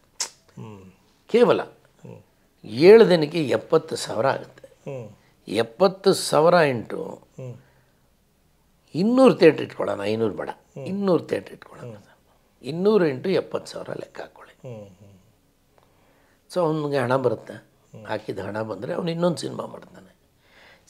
ಯಾವಾಗಲೂ ಹೇಳ್ತಿದ್ದೀನಿ, cinema industry is the most biggest unorganised industry. ಇದು ಆರ್ಗನೈಸ್ ಆಗಲೇ ಇಲ್ಲ ಸರ್. ಈ ಸಿನಿಮಾ ಇಂಡಸ್ಟ್ರಿಯಲ್ಲಿ ಎಲ್ಲೋ ಒಂದು ಕಡೆ ಈ ಬ್ಲ್ಯಾಕ್ ಮನಿ ಉಪಯೋಗಿಸ್ಬಿಟ್ಟು ಸಿನಿಮಾ ತೆಗೆಯೋದು ಜಾಸ್ತಿ ಅಂತ ಹೇಳಿ ಒಂದು ಮಾತಿದೆ. ಇದ್ರ ಬಗ್ಗೆ ತಾವೇನು ಹೇಳ್ತೀರಾ ಸರ್? ಸರ್ ನೋಡಿ, ಯಾವ್ಯಾವ ಒಂದು ಬಿಸ್ನೆಸ್ಗಳಲ್ಲಿ ಬ್ಲ್ಯಾಕ್ ಮನಿನ ವೈಟ್ ಮನಿ ಮಾಡಲಿಕ್ಕೆ ಸಾಧ್ಯ ಆಗ್ತದೆ, ಎಲ್ಲದರಲ್ಲೂ ಮಾಡ್ತಾರೆ. ಅದರಲ್ಲಿ ಸಿನಿಮಾ ರಂಗನೂ ಒಂದಿರ್ಬೋದು. ಓಕೆ. ಇಲ್ಲಿ ನಿಮ್ಗೆ ಎಲ್ಲಿಂದ ಹಣ ತಂದು ನೀವು ಮಾಡಿದ್ದೀರಿ ಅನ್ನೋದು ನೀವು ಲೆಕ್ಕ ಕೊಡುವಾಗ ಮಾತ್ರನೇ ಲೆಕ್ಕ ಸಿಗೋದಿದು. ಓಕೆ. ಇನ್ಕಮ್ ಟ್ಯಾಕ್ಸ್ನಲ್ಲಿ ನೀವು ಏನು ಸಬ್ಮಿಟ್ ಮಾಡ್ತೀರಿ, ಈ ಸಿನಿಮಾ ಇಷ್ಟು ಬಂಡವಾಳ ಹಾಕಿದ್ದೀನಿ ಅಂತೇಳಿ. ಈಗಂತೂ ನೀವು ಮೊದಲೆಲ್ಲ ಕ್ಯಾಶಲ್ಲಿ ನಡೀತಾ ಇತ್ತು, ಈಗ ಸಾಧ್ಯ ಇಲ್ಲ. ಓಕೆ. ಈಗ ನೀವು ಕ್ಯಾಶು ಎಷ್ಟು ಕೊಡ್ಬೋದು, ಆಮೇಲೆ ಎಲ್ಲರೂ ಈಗ ಗೂಗಲ್ ಪೇ ಅಥವಾ ಮತ್ತೊಂದು ಎಲ್ಲದರಲ್ಲೂ ಆಗಿರೋದ್ರಿಂದ ಇವಾಗೆಲ್ಲ ನೀವು ಅಷ್ಟೇನು ಚೀಟ್ ಮಾಡೋಕ್ಕಾಗಲ್ಲ. ಓಕೆ. ಈಗಲೂ ನಾನು ಕೆಲವು ಸೀಕ್ರೆಟ್ಗಳನ್ನು ನಾವು ಹೇಳೋಕ್ಕಾಗಲ್ಲ ಇಲ್ಲಿ, ಹೇಗೆ ಬ್ಲ್ಯಾಕ್ ವೈಟ್ ಮಾಡ್ತಾರೆ ಅಂತ. ಇವಾಗ ವೈಟ್ ಮನಿ ಸಿಗುತ್ತೆ, ಬ್ಲ್ಯಾಕ್ ಮನಿ ಸಿಗೋದು ಕಷ್ಟ ಆಗ್ಬಿಟ್ಟಿದೆ ಮಾರ್ಕೆಟಲ್ಲಿ. ಎಲ್ಲರ ಹತ್ರ ವೈಟ್ ಇದೆ. It's a good. ಇದು ದೇಶದ ಬೆಳವಣಿಗೆಗೆ ವೈಟ್ ಮನಿ ಇರಬೇಕು ಸರ್. ಆಮೇಲೆ ವಾರ್ತಾ ಇಲಾಖೆಯವರು ಏನು ಸಬ್ಸಿಡಿ ಕೊಡೋದನ್ನು ಸ್ಟಾಪ್ ಮಾಡಿದ್ರಿ ಅಂತ ತಾವು ಹೇಳಿದರೆ, ಇದ್ರ ಬಗ್ಗೆ ವಾಣಿಜ್ಯ ಮಂಡಳಿಗಳಾಗಲಿ ನಿರ್ಮಾಪಕರಾಗಲಿ ಏನು ಕ್ರಮ ತಗೊತಿದ್ದಾರೆ ಸರ್? ಸರ್, ನನ್ನನ್ನು ಸೇರಿದಂತೆ ಕರ್ನಾಟಕದಲ್ಲಿರುವಂಥ ಈಗ 1 ಇತ್ತು, 2 ಆಯಿತು, 3 ಆಯಿತು, ಈಗ 4-5 ವಾಣಿಜ್ಯ ಮಂಡಳಿಗಳಾಗೋಗಿದೆ. ಓಕೆ. ಅವರೆಲ್ಲರೂ ಸಹ ಪತ್ರಗಳನ್ನು ಬರೆದಿದ್ದಾರೆ. ಓಕೆ. ಮೊನ್ನೆ ಒಂದಷ್ಟು ಕಲಾವಿದರು, ತಂತ್ರಜ್ಞರೆಲ್ಲ ಸೇರಿ ಒಂದು ಪ್ರೊಟೆಸ್ಟ್ ಸಹ ಮಾಡಿದ್ರು. ಇಷ್ಟಿಂದ ನಮಗೆ ಬಂದಿಲ್ಲ, ದಯಮಾಡಿ ಕೊಡಿ ಅಂತ. ಮೊನ್ನೆ ಒಬ್ಬರು ಹಿರಿಯ ನಿರ್ಮಾಪಕರು ಮತ್ತು ವಿತರಕರು ನಮ್ಮ ಸಿನಿಮಾ, ಈಗ ತಮಟೆ ಸಿನಿಮಾ ಏನು ನಡೀತಿದೆ, ಅವರು ಡಿಸ್ಟ್ರಿಬ್ಯೂಟರ್ ಆಫೀಸಲ್ಲಿ ಕೂತಿದ್ದಾಗ ಬಂದು ಹೇಳಿದ್ರು, ಮದನ್ ಪಟೇಲ್ರೇ ನೀವೆಲ್ಲ ದಯಮಾಡಿ ಈ ಸಬ್ಸಿಡಿ ನಿಲ್ಸೋಕ್ಕೆ ನೀವು ಸಹಾಯ ಮಾಡಬೇಕು, ಇಲ್ಲಾಂದರೆ ಸಬ್ಸಿಡಿಗೋಸ್ಕರ ಸಿನಿಮಾ ಮಾಡಿ ಸಿನಿಮಾ ರಂಗವನ್ನು ಹಾಳು ಮಾಡ್ತಿದ್ದಾರೆ ಅಂತ ಒಬ್ಬರು ಹೇಳ್ತಾರೆ. ಎಲ್ಲರಿಗೂ ಒಂದು ಕನಸಿರುತ್ತಲ್ವ ಸರ್? ಪ್ರತಿಯೊಬ್ಬರಿಗೂ ಒಂದು ಕನಸಿರುತ್ತೆ. ಎಲ್ಲರೂ ನಾವು ಒಂದು ಒಳ್ಳೆ ಸಿನಿಮಾ ಮಾಡ್ಬೇಕಂತಲೇ ಬರೋದು. ಯಾರು ಏನಿಲ್ಲ ಕೆಟ್ಟ ಸಿನಿಮಾ ಮಾಡ್ಬೇಕಂತ ಬರೋದಿಲ್ಲ. ಕರೆಕ್ಟ್. ಸಿನಿಮಾ ಓಡಲಿಲ್ಲ, ಅದು ಕೆಟ್ಟ ಸಿನಿಮಾ. ಓಡಿದ್ರೆ ಒಳ್ಳೆ ಸಿನಿಮಾ. ಕರೆಕ್ಟ್. ಅದು ಪ್ರಾರಂಭದಲ್ಲೇ ಹೇಳಿದ್ದೆ ನಾನು. ಸೊ ಹಾಗಾಗಿ ಈ ಇಂಡಸ್ಟ್ರಿಗೆ ಏನಾದರೂ ಒಂದು ಕಾಯಕಲ್ಪ ಆಗಬೇಕಾಗಿದೆ. ಹೌದು. ಈಗ ಬೆಕ್ಕಿಗೆ ಗಂಟೆ ಕಟ್ಟೋರು ಯಾರು ಅನ್ನೋ ನಿಟ್ಟಿನಲ್ಲಿ ನಾವು ಆಲೋಚನೆ ಮಾಡಬೇಕು. ನನ್ನ ಒಂದೇ ಒಂದಿದು, ಮಾನ್ಯ ಮುಖ್ಯಮಂತ್ರಿಗಳಿಗೆ ನಾನು ಅಂದರೆ ಸರ್ಕಾರಕ್ಕೆ ಒಂದು ಮನವಿ ಏನಪ್ಪ ಅಂದರೆ, ಇವತ್ತು ನಾವು ಡಿಜಿಟಲ್ ಯುಗದಲ್ಲಿದ್ದೇವೆ, ನಮಗೆ ಯಾವ ಸಿನಿಮಾ ನಗರಿ ಅಂತೂ ಬೇಕಾಗಿಲ್ಲ. ಇವತ್ತೆಲ್ಲ ಗ್ರೀನ್ ಮ್ಯಾಟಲ್ಲಿ ಎಲ್ಲಿ ಬೇಕಲ್ಲಿ ಸ್ಟುಡಿಯೋಗಳು ನಮ್ಮ ಬೆಂಗಳೂರಿನಲ್ಲೇ, ನಮ್ಮ ಕಂಠೀರವ ಸ್ಟುಡಿಯೋನೇ ಇದೆ, ಬೇರೆ ಬೇರೆ ಸ್ಟುಡಿಯೋಗಳಿದೆ ನಮ್ಮಲ್ಲಿ, ಅಲ್ಲೇ ನಾವು ಮಾಡ್ಕೊಳ್ಬೋದು. ಇಲ್ಲಿಂದ ನಾವು ಹೋದರೆ ಮೈಸೂರಿಗೆ ಮತ್ತೆ ನಿರ್ಮಾಪಕನ ಹೊರೆನೇ, ಇಲ್ಲಿಂದ ಕರ್ಕೊಂಡು ಹೋಗ್ಬೇಕು, ಅಲ್ಲಿ ಅವರು ಇರಲಿಕ್ಕೆ ನೀವು ರೂಮ್ ಕೊಡಬೇಕು, ಡಬಲ್ ಬಾಟ ಕೊಡಬೇಕು. ಇಲ್ಲಿ ಬೇರೆ ಅದಿದೆಯಲ್ಲ, 50 ಕಿಲೋಮೀಟ್ರ್ ದಾಟಿದ್ರೆ ನಿಮ್ಗೆ ಡಬಲ್ ಬಾಟ ಕೊಡಬೇಕು, ಮತ್ತು ಜರ್ನಿ ಬಾಟ ಕೊಡಬೇಕು. ಓಕೆ. ಹಿಂದೆಲ್ಲ ಏನಂದರೆ ಜರ್ನಿ ಬಾಟ, ಒಂದು ಬಟ್ಟೆ ಒಗೆದ್ಕೊಳ್ಳೋ ಬಾಟ, ಬಟ್ಟೆ ಇಸ್ತ್ರಿ ಮಾಡೋ ಬಾಟನೂ ನಾವು ಕೊಡಬೇಕಾಗಿತ್ತು. ಇದನ್ನೆಲ್ಲ ಗಮನಿಸಿದ್ರೆ ನಾವು ಎಲ್ಲೆಲ್ಲೋ ಬೆಂಗಳೂರಿನಲ್ಲಿ ಅಕ್ಕಪಕ್ಕದಲ್ಲಿ ಮಾಡಿದ್ದಿದ್ರೆ ಒಂದಷ್ಟು ಅನುಕೂಲ ಆಗೋದು ಅಂತ ಅನ್ಕೋತೀನಿ. ಸರ್ ಹೆಜ್ಜೆಜ್ಜೆಗೆ ನಿಮಗೆ ಎಡಿಟಿಂಗ್ ಸ್ಟುಡಿಯೋಗಳಿದೆ, ಹೆಜ್ಜೆಜ್ಜೆಗೆ ಡಿ ಎ ಸ್ಟುಡಿಯೋಗಳಿದೆ. ನೀವೇನು ಸಿನಿಮಾ ನಗರಿ ಮಾಡಿ ಏನು ಮಾಡ್ತೀರಿ ಅಲ್ವಾ ಸರ್? ಅದ್ರ ಬದಲಾಗಿ ನೀವು ಅದೇ ಪಿ ಪಬ್ಲಿಕ್ ಪ್ರೈವೇಟ್ ಪಾರ್ಟ್ನರ್ಶಿಪ್ ಅಡಿನಲ್ಲಿ ಥಿಯೇಟ್ರ್ಗಳನ್ನು ಕಟ್ಟಿಸಿ ಎಲ್ಲೆಲ್ಲೆಲ್ಲಿ ಸರ್ಕಾರಿ ಜಾಗಗಳಿದೆ ಅಲ್ಲೊಂದು 30 ವರ್ಷಕ್ಕೆ ಲೀಸ್ ಕೊಡಿ. ಆಗ ಸಿನಿಮಾ ನೀವು ನೋಡಿ ಒಂದು 10 ರೂಪಾಯಿಗೆ ಅಂದರೆ ಒಂದು ಎಕ್ಸಾಂಪಲ್ ಕೊಡ್ತಾ ಇದ್ದೀನಿ, ನೀವು 1 ಕೋಟಿ ರೂಪಾಯಿಗೆ ಒಂದು ಸಿನಿಮಾ ಮಾಡ್ತೀರಿ ಸರ್. 1 ಕೋಟಿ ಮೇಲೆ 1 ರೂಪಾಯಿ ಆದರೂ ನಿಮಗೆ ಲಾಭ ಬರದೇ ಹೋದರೆ ಆ ವ್ಯಾಪಾರ ಯಾಕೆ ಮಾಡಬೇಕು? ಕರೆಕ್ಟು ಅಲ್ವಾ? ಕರೆಕ್ಟ್. ಆದರೆ ಇಲ್ಲೇನಾಗಿದೆ, ನೀವು ತಯಾರಿಸಿದ ಮೇಲೆ ಅದನ್ನು ಬಿಡುಗಡೆ ಮಾಡೋಕ್ಕೆ ಹಣ ಬರೋಕ್ಕೆ ಮಾರ್ಗನೇ ಇಲ್ಲ ಅಂದರೆ ನೀವೆಲ್ಲಿ ಮಾಡ್ತೀರಿ? ಕರೆಕ್ಟ್. ಅದಕ್ಕೆ ಸರ್ಕಾರ ಒತ್ತು ಕೊಡು. ಈಗ ಸಬ್ಸಿಡಿ ಕೆಲವರು ನಿಲ್ಲಿಸ್ಬಿಡಿ ಸರ್, ಒಳ್ಳೆಯದು. ಈ ಸಬ್ಸಿಡಿಗಾಗಿ ಯಾರೋ 4 ಲಕ್ಷ 5 ಲಕ್ಷದಲ್ಲೆಲ್ಲ ಸಿನಿಮಾ ಮಾಡ್ತಾರೆ. ಮತ್ತು ಸಬ್ಸಿಡಿ ಯಾರು ಕೊಡೋಂಥ ಇವ್ರ ಮೇಲೆ ಒತ್ತಾಯ ಹಾಕಿ ಅವ್ರಿಗೊಂದು 2 ಲಕ್ಷ ಲಾಭ ಕೊಟ್ಟು ಇದೇನು ಲಂಚ ಕೊಟ್ಟು ಸಬ್ಸಿಡಿ ತೊಗೊಂಡ್ಬಿಡ್ತಾರೆ. ಹೀಗಾಗಿ ಸಿನಿಮಾ ರಂಗ ಹಾಳಾಗ್ತಿದೆ ಅಂತ ಕೆಲವ್ರು ಹೇಳ್ತಾರೆ. ಕೆಲವ್ರು ಇಲ್ಲ, ನಾನೇನು ಹೇಳ್ತೀನಿ, 200 ಸಿನಿಮಾ ಕೊಡ್ತಿದ್ದೀರಿ, ಆಫ್ಟರ್ ಆಲ್ 20 crores ಅದು. ಸಿನಿಮಾ ರಂಗದಿಂದ ಬೇಕಾದಷ್ಟು ನೀವು ಟ್ಯಾಕ್ಸು ಎಲ್ಲ ಕಲೆಕ್ಟ್ ಮಾಡ್ತೀರಿ, ಕೊಡ್ತೀರಾ? ಎಲ್ಲ ಸಿನಿಮಾಗಳು ಕೊಡಿ. 400 ಆಗುತ್ತಾ? 40 ಕೋಟಿ ಆಗುತ್ತೆ. ಕರೆಕ್ಟ್. 500 ಸಿನಿಮಾ ಆದರೆ 50 ಕೋಟಿ ಆಗೋದು. ಸರ್ಕಾರಕ್ಕೆ 50 ಕೋಟಿ ಅನ್ನೋದು ಭಾಳ ಸಣ್ಣ ಅಮೌಂಟ್ ಅದು. ಕರೆಕ್ಟ್ ಇಲ್ವಾ? ನೀವು ಒಳ್ಳೊಳ್ಳೆ ಕಡೆ ಕೊಟ್ಟು ಸಿನಿಮಾ ಥಿಯೇಟ್ರ್ಗಳನ್ನು ಮಾಡ್ಲಿಕ್ಕೆ ಮಾಡಿ, ಬೇಕಾದ್ರೆ ನೀವು ಕಿತ್ತಾಕಿದ್ರೆ ಕಿತ್ತಾಕ್ಬಿಡಿ. ಕೊಟ್ಟರೆ ಎಲ್ಲ ಸಿನಿಮಾ ಕೊಡಿ, ಇಲ್ಲ ಅಂದರೆ ಕೊಡಲೇಬೇಡಿ. ಕರೆಕ್ಟ್. ಇದು ನನ್ನ ಇದು. ಸೊ ನಾನು ಪತ್ರ ಬರೆದಿದ್ದೇನೆ. ಮೊನ್ನೆ ಕಾವೇರಿ ಅವರು ಮೇಡಮ್ ಹಿರಿಯ IAS ಅಧಿಕಾರಿಗಳು ಅವ್ರು ಬಂದಿರೋ, ಅವ್ರನ್ನೂ ಭೇಟಿ ಮಾಡಿ ಅವ್ರಿಗೂ ಸಹ ನಾನು ನನ್ನ ಮನವಿಯನ್ನು ಕೊಟ್ಟಿದ್ದೀನಿ. ದಯಮಾಡಿ ನೀವು ಸಿನಿಮಾ ಥಿಯೇಟ್ರ್ಗಳನ್ನು ಕಟ್ಟಲಿಕ್ಕೆ ಅವಕಾಶ ಮಾಡಿಕೊಡಿ ಹೆಚ್ಚೆಚ್ಚು. ಮತ್ತು ಬೇಗ 5 ವರ್ಷಗಳಿಂದ ನೆನೆಗುದಿಗೆ ಬಿದ್ದಿರುವಂಥ ಈ ಸಬ್ಸಿಡಿಗಳನ್ನೆಲ್ಲ ದಯಮಾಡಿ ಕೊಟ್ಟು, ಭಾಳಷ್ಟು ಜನ ಪ್ರೊಡ್ಯೂಸರ್ಸ್ಗಳಿಗೆ ಅದರಿಂದ ಅನ್ಯಾಯ ಆಗ್ತಿದೆ. ನನಗೂ ಅನ್ಯಾಯ, ನಂದೂ ಒಂದು ಸಿನಿಮಾ ಇದೆ, ನನಗೂ ಬರಬೇಕು. ಸೊ ಹಾಗಾಗಿ ಕೊಡ್ತೀರಾ? ಎಲ್ಲ ಸಿನಿಮಾ ಕೊಡಿ, ಕೊಡಿಲ್ಲ ಅಂದರೆ ಸಬ್ಸಿಡಿ ನಿಲ್ಲಿಸ್ಬಿಟ್ಟು ಒಳ್ಳೊಳ್ಳೆ ಥಿಯೇಟ್ರ್ಗಳು ಮಾಡಿ, ಯಾರು ರಿಯಲ್ಲಾಗಿ ಬಂದು ಸಿನಿಮಾವನ್ನು ಮಾಡಬೇಕು ಅಂತಿರ್ತಾರೆ ಅವ್ರಿಗೆ ಒಂದು ಅನುಕೂಲ ಆಗುತ್ತೆ ಸರ್. ಈಗ ಅಂದು ಇಂದು ಆಯಿತು ಸರ್, ಮುಂದೆ ಯಾವ ರೀತಿ ಸಿನಿಮಾ ಜಗತ್ತು ಇರ್ಬೋದು ಸರ್? ಯಾಕೆಂದರೆ ನಾನು ಚಿಕ್ಕವನಾಗಿ ಇರಬೇಕಾದ್ರಿಂದನೂ ಇವತ್ತಿನವರೆಗೂ ಜೇಮ್ಸ್ ಬಾಂಡ್ ಪಿಕ್ಚರ್ ಏನೇ ಯಾವತ್ತೇ ರಿಲೀಸ್ ಆದ್ರೂ ಬಿಡ್ದಂಗೆ ನೋಡ್ತೀನಿ ನಾನು. ಯಾಕೆಂದರೆ ಅದರಲ್ಲಿ ಟೆಕ್ನಾಲಜಿ ಇರುತ್ತೆ, ನಾವು ನೋಡದೇ ಇರತಕ್ಕಂಥ ಆವಿಷ್ಕಾರಗಳನ್ನು ತೋರಿಸ್ತಾರೆ. ಸ್ಟೋರಿ ಒಂದೇ, ಎಲ್ಲದೂ ಒಂದೇ ಇರುತ್ತೆ ಜೇಮ್ಸ್ ಬಾಂಡ್ ಪಿಕ್ಚರಲ್ಲಿ. ಆದರೂ ಜನ ಬಿಡದೇ ಹೋಗಿ ಥಿಯೇಟ್ರಲ್ಲಿ ನೋಡ್ತಾರೆ.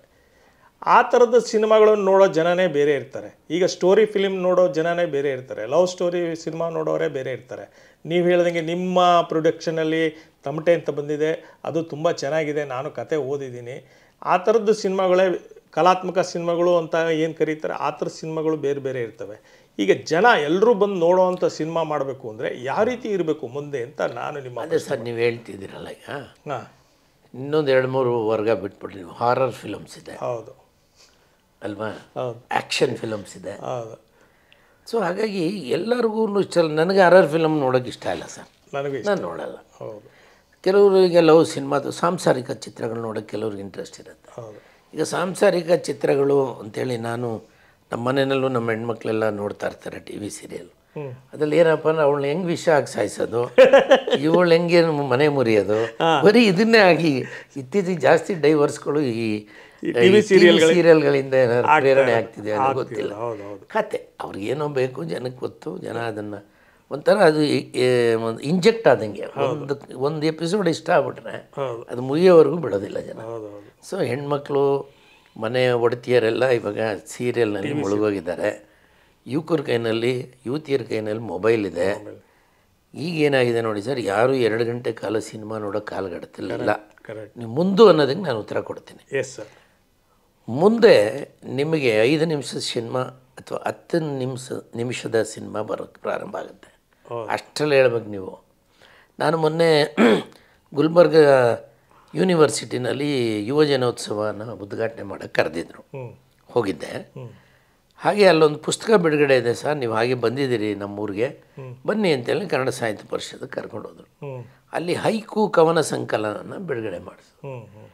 ಹೈಕು ಕವನ ಸಂಕಲನ, ಹೈಕು ಅಂದರೆ ಏನು ಹ್ಞೂ ಅನ್ನೋದನ್ನು ಬಗ್ಗೆ ಒಂದಷ್ಟು ಅಲ್ಲಿ ಚರ್ಚೆಗಳಾಯಿತು. ಹ್ಞೂ ನಮ್ಮ ಗೆಳೆಯರು ಅಲ್ಲಿ ಮೈಪಾಲ್ ರೆಡ್ಡಿ ಮುನ್ನೂರು ಅಂತಿದ್ದಾರೆ, ಅವರು ಪತ್ರಕರ್ತರು, ನಟರು, ನಮ್ಮ ಸಿನಿಮಾಲೆಲ್ಲ ಆ್ಯಕ್ಟ್ ಮಾಡಿದ್ದಾರೆ. ಅವರು ಅದರ ಬಗ್ಗೆ ಒಂದಷ್ಟು ಹೇಳ್ತಾಯಿದ್ರು. ನಾನು ಹೇಳಿದೆ, ನೋಡಿ ಇವತ್ತು ನಾವು ಹೈಕು ಕಾಲಘಟ್ಟದಲ್ಲಿ ಬಂದು ನಿಂತಿದ್ದೀವಿ. ಹೈಕು ಅಂದರೆ ಏನು? ಹಿಂದೆ ಜಪಾನ್ನಲ್ಲಿ ಈ ಬೌದ್ಧಿಸಮನ್ನು ಹೆಚ್ಚಾಗಿ ಹರಡೋದಕ್ಕೆ ಬಹಳ ದೊಡ್ಡ ದೊಡ್ಡ ಗ್ರಂಥಗಳು, ದೊಡ್ಡ ದೊಡ್ಡ ಕಥೆಗಳನ್ನು ಜನ ಓದಲಿಕ್ಕೆ ಅವ್ರಿಗೆ ಸಮಯ ಇರ್ತಿರ್ಲಿಲ್ಲ, ಅದನ್ನು ಪ್ರಚಾರ ಮಾಡಲಿಕ್ಕೂ ಸಮಯ ಇರ್ತಿರ್ಲಿಲ್ಲ. ಆವಾಗ ಏನು ಮಾಡಿದ್ರು ಅವರು, 5 ಅಕ್ಷರ, ಮೊದಲನೇ ಪದ, ಮೊದಲನೇ ಲೈನು 5 ಅಕ್ಷರಗಳು, ಎರಡನೇ ಲೈನು 7 ಅಕ್ಷರ, ಮೂರನೇ ಲೈನು 5 ಅಕ್ಷರ. ಅಷ್ಟರಲ್ಲಿ ನೀವು ಒಂದು ವಿಷಯನ ನೀವು ಹೇಳಬೇಕು. ಮೊದಲನೇದು ಏನು ನೀವು ವಿಷಯನ ಹೇಳಕ್ಕೆ ಹೋಗ್ತೀರಿ ಅದನ್ನು ವಿಸ್ತರಿಸಿ ಅದಕ್ಕೆ ಕ್ಲೈಮ್ಯಾಕ್ಸ್ ಹೇಳ್ಬಿಡ್ಬೇಕು. ಇದು ಕೇವಲ 17 ಅಕ್ಷರದಲ್ಲಿ ಹೇಳುವಂಥ ಒಂದು ಹೈಕು ಕವನ, ಜಪಾನಿನ ಹೈಕು ಕವನ. ಆ ಮೂಲಕ ಅವರು ತುಂಬ ದೊಡ್ಡದಾಗಿ ಹರಡಿದ್ರು. ಇವತ್ತು ನಮ್ಮವ್ರಿಗೆ ಯಾರಿಗಾರ ಕೇಳಿ ಕೂತ್ಕೊಂಡು 2 ಅವರ್ ಯಾರೂ ಸಿನಿಮಾ ನೋಡಲ್ಲ. ಇವತ್ತೆಲ್ಲ ಸಣ್ಣ ಸಣ್ಣ ಸಮಯದಲ್ಲಿ ನೀವೇನು ಹೆಚ್ಚು ಜನರಿಗೆ ತಲುಪಿಸೋಕ್ಕೆ ಸಾಧ್ಯ ಆಗ್ತದೆ, ಮಾಡ್ಬೋದು. ಈಗ ನಮ್ಮ ಸ್ಟುಡಿಯೋದಲ್ಲಿ ಹಿಂದೆ ನಾವೆಲ್ಲ 1 ನಿಮಿಷದ್ದು ಅಡ್ವರ್ಟೈಸ್ಮೆಂಟ್ ಮಾಡ್ತಿದ್ದೆವು. ಆಮೇಲೆ ಅದು 30 ಸೆಕೆಂಡಿಗೆ ಬಂತು, ಆಮೇಲೆ 15 ಸೆಕೆಂಡಿಗೆ ಬಂತು, 10 ಸೆಕೆಂಡಿಗೆ ಬಂದ್ಬಿಡ್ತು. ಹಾಗೆ ನಮ್ಮ ಜನರಿಗೆ ಇವೆಲ್ಲ ರೀಲ್ಸು, ಇವಾಗೆಲ್ಲ 10 ಸೆಕೆಂಡ್ 20 ಸೆಕೆಂಡ್ ರೀಲ್ಸು ಜನ ಇಷ್ಟಪಡ್ತಾರೆ. ನೀವು ಅದರಲ್ಲಿ ನೀವೇನಾದರೂ ಹೇಳಲಿಕ್ಕೆ ಸಾಧ್ಯ ಆದರೆ ಹೇಳಿ. ಈಗ ನಮ್ಮ ಹುಡುಗರು ನಮ್ಮ ತಮಟೆ ಸಿನಿಮಾದನ್ನೇ ಒಂದು ರೀಲ್ಸ್ ಥರ ಮಾಡಾಕಿದ್ರು. ಕೇಳ್ರಪ್ಪೋ ಕೇಳ್ರಿ ಅಂತ ಹೇಳಿದ ತಕ್ಷಣ ಜೊರ್ರಂತ ಒಂದು ಮೋಟ್ರ್ ಬೈಕಲ್ಲಿ ಹುಡುಗರು ವೀಲಿಂಗ್ ಮಾಡ್ತಾರೆ, ಬಿದ್ದು ಸತ್ತೋಗ್ತಾರೆ. ಈ ರೀತಿ ನೀವು ವೀಲಿಂಗ್ ಎಲ್ಲ ಮಾಡಿಕೊಂಡು ನಿಮ್ಮ ಮನೆ ಮುಂದೆ ಹೊಗೆ ಹಾಕ್ಸ್ಕೊಂಡು ತಮಟೆ ಹೊಡ್ಕೊಳ್ಬೇಡ್ರಪ್ಪೋ ಅಂತ ಒಂದು ನಮ್ಮ ಅಸಿಸ್ಟೆಂಟ್ ಡೈರೆಕ್ಟರ್ಸ್ ಎಲ್ಲ ಕೂತು ನಮ್ಮ ಡೈರೆಕ್ಟರ್ ಜೊತೆ ಚರ್ಚೆ ಮಾಡಿ ನಿಜವಾಗ್ಲೂ ಖುಷಿ ಆಗುತ್ತೆ. ನೋಡಿ, ಒಂದು ಸಣ್ಣ ವಿಷಯ 5 ಸೆಕೆಂಡ್ 10 ಸೆಕೆಂಡಲ್ಲಿ ಅದನ್ನು ಹೇಳಿದ್ದಾರೆ. ಕರೆಕ್ಟ್. ಆಮೇಲೆ ಕುಡಿದು ಗಾಡಿ ಓಡಿಸ್ಕೊಂಡು ಹೋಗಿ ಆಕ್ಸಿಡೆಂಟ್ ಆಗಿ ಸತ್ತೋಗ್ತಾರೆ. ಇನ್ಮೇಲೆ ಕುಡಿದು ಹಿಂಗೆಲ್ಲ ಗಾಡಿ ಓಡಿಸ್ಕೊಂಡೋಗಿ ಸಾಯಬೇಡ್ರಿ ಅಂತ. ಇದು ಹೆಚ್ಚು ಕಡಿಮೆ ಈ ಹೈಕುಗೆ ಸಂಬಂಧಪಡ್ತಾ ಇದೆ.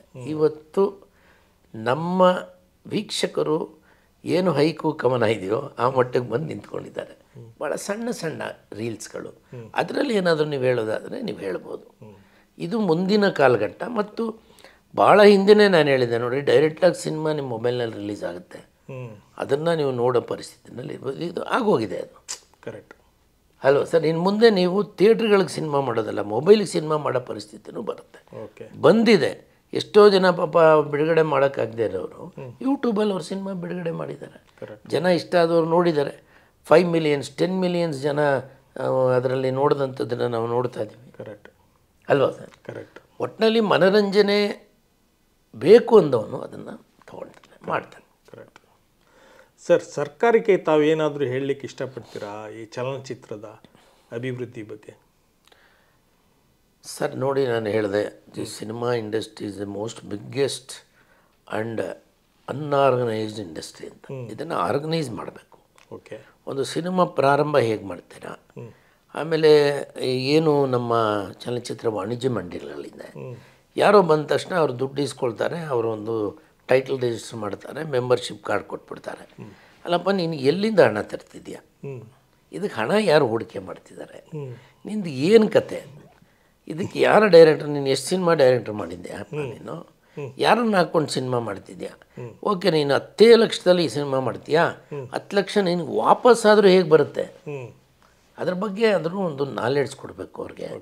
ಸ್ವಲ್ಪ ಹಿರಿಯರು, ಒಂದಷ್ಟು ಜನ ನಿರ್ದೇಶಕರು, ನಿರ್ಮಾಪಕರು ಕೂತ್ಕೊಂಡು ಅವ್ರಿಗೆ ಬುದ್ಧಿ ಹೇಳಬೇಕು.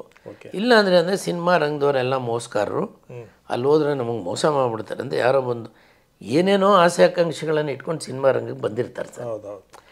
ಅದು ತಪ್ಪಿಸ್ಬೇಕು. ನನ್ನ ವಿಶೇಷವಾದದ್ದು ಈ ರಂಗವನ್ನು ಆರ್ಗನೈಸ್ ಮಾಡಬೇಕು, ಮತ್ತು ಒಂದು ನಿಗದಿತ ಸಮಯ, ನಿಗದಿತ ಸಂಬಳ, ಮತ್ತು ಯಾರಿಗೂ ಅನ್ಯಾಯ ಆಗ್ದಂಗೆ, ಯಾವುದೇ ಕಲಾವಿದರಿಗಾಗಲಿ ತಂತ್ರಜ್ಞರಿಗಾಗಲಿ ಎಲ್ಲೂ ಅನ್ಯಾಯ ಆಗದ ರೀತಿಯಲ್ಲಿ ಒಂದು ಸರಿಯಾದ ಒಂದು ಮಾರ್ಗಸೂಚಿಗಳನ್ನು ಇಟ್ಕೋಬೇಕು. ಆಮೇಲೆ ನಮ್ಮ ಸರ್ಕಾರ ಎಲ್ಲೇ ನಾವು ಶೂಟಿಂಗ್ ಮಾಡಬೇಕಂದ್ರೆ ಅದಕ್ಕೆ ಈಸಿಯಾಗಿ ಪರ್ಮಿಷನ್ ಕೊಡುವಂಥದ್ದು ಆಗಬೇಕು. ಭಾಳ ಕಷ್ಟ ಇವತ್ತು ಪರ್ಮಿಷನ್ ತೊಗೊಂಡು ಶೂಟಿಂಗ್ ಮಾಡೋದು. ಒಳ್ಳೊಳ್ಳೆ ಜಾಗಗಳಿದೆ. ಆ ಜಾಗಕ್ಕೆ ಹೋಗಲಿಕ್ಕೆ ರಸ್ತೆಗಳೇ ಇರಲ್ಲ.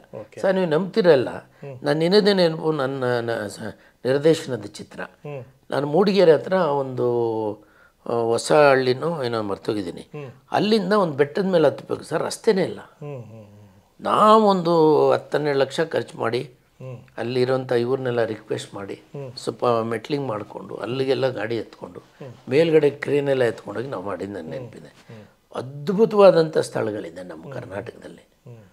ಪ್ರೇಕ್ಷಣೀಯ ಸ್ಥಳಗಳು, ಪ್ರವಾಸಿ ಸ್ಥಳಗಳು ಹೇಗಿದೆ ಅಂದರೆ ನೀವು ಯಾವ ಜರ್ಮನಿಗೆ ಹೋಗಬೇಕಾಗಿಲ್ಲ, ಅದೆಲ್ಲ ಇಲ್ಲಿದೆ. ಬಟ್ ಅಲ್ಲಿ ಹೋಗ್ಲಿಕ್ಕೆ ದಾರಿ ಇಲ್ಲ. ಮತ್ತು ಅಲ್ಲಿ ಹೋಗ್ಬೇಕಂದ್ರೆ ಮತ್ತೆ ಪ್ರಾಬ್ಲಮ್ ಏನಂದರೆ ನಿಮಗೆ ಫಾರೆಸ್ಟ್ದು ಇದು ಬೇಕು ಸರ್, ಪರ್ಮಿಷನ್, ಫಾರೆಸ್ಟ್ ಪರ್ಮಿಷನ್ ಸಿಗಲ್ಲ, ಪೊಲೀಸರು ಏನೋ ಕಾರಣಕ್ಕೆ ಪರ್ಮಿಷನ್ ಸಿಗಲ್ಲ. ಇಂಥವೆಲ್ಲ ಹಲವಾರು ಪ್ರಾಬ್ಲಮ್ ಇದೆ. ಇದನ್ನು ಒಂದೇ ದಿನದಲ್ಲಿ ನಾವು ಮಾಡೋಕ್ಕಾಗಲ್ಲ ಸರ್. ಇದನ್ನು ಯಾರು ನಮ್ಮ ಹಿರಿಯ ನಾಯಕ ನಟರುಗಳೆಲ್ಲ ಇದ್ದರೂ ಅವಾಗ ಶಕ್ತಿ ಇರ್ತಿತ್ತು.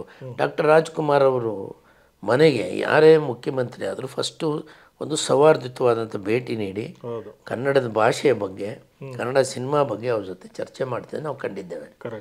ಅವರು ಅವರ ಸಂದರ್ಭದಲ್ಲಿ ಏನೇನು ಹೇಳ್ತಿದ್ರು ಅದನ್ನೆಲ್ಲ ಮಾಡಿದ್ದಾರೆ. ಭಾಳಷ್ಟು ಜನ ನಮ್ಮ ಬಂಗಾರಪ್ಪ ಅವರಾಗ್ಬೋದು, ಗುಂಡೂರಾಯರಾಗ್ಬೋದು, ಇಂಥ ಹಿಂದಿನ ಎಲ್ಲ ಮುಖ್ಯಮಂತ್ರಿಗಳು ಇನ್ಕ್ಲೂಡಿಂಗ್ ಯಡಿಯೂರಪ್ಪನವರು, ಸಿದ್ದರಾಮಯ್ಯನವ್ರವರೆಗೂ ಕನ್ನಡ ಚಲನಚಿತ್ರಕ್ಕೆ ಬಹಳಷ್ಟು ಸಹಕಾರ ಕೊಟ್ಟಿದ್ದಾರೆ, ತುಂಬ ಸಹಕಾರ ಕೊಟ್ಟಿದ್ದಾರೆ. ಆದರೆ ಅದನ್ನು ಸರಿಯಾದ ರೀತಿಯಲ್ಲಿ ಬಳಸ್ಕೊಂಡಿಲ್ಲ ನಮ್ಮ ಇಂಡಸ್ಟ್ರಿ. ಅದಕ್ಕೆ ಒಂದು ಮಾರ್ಗಸೂಚಿಗಳಾಗಬೇಕು.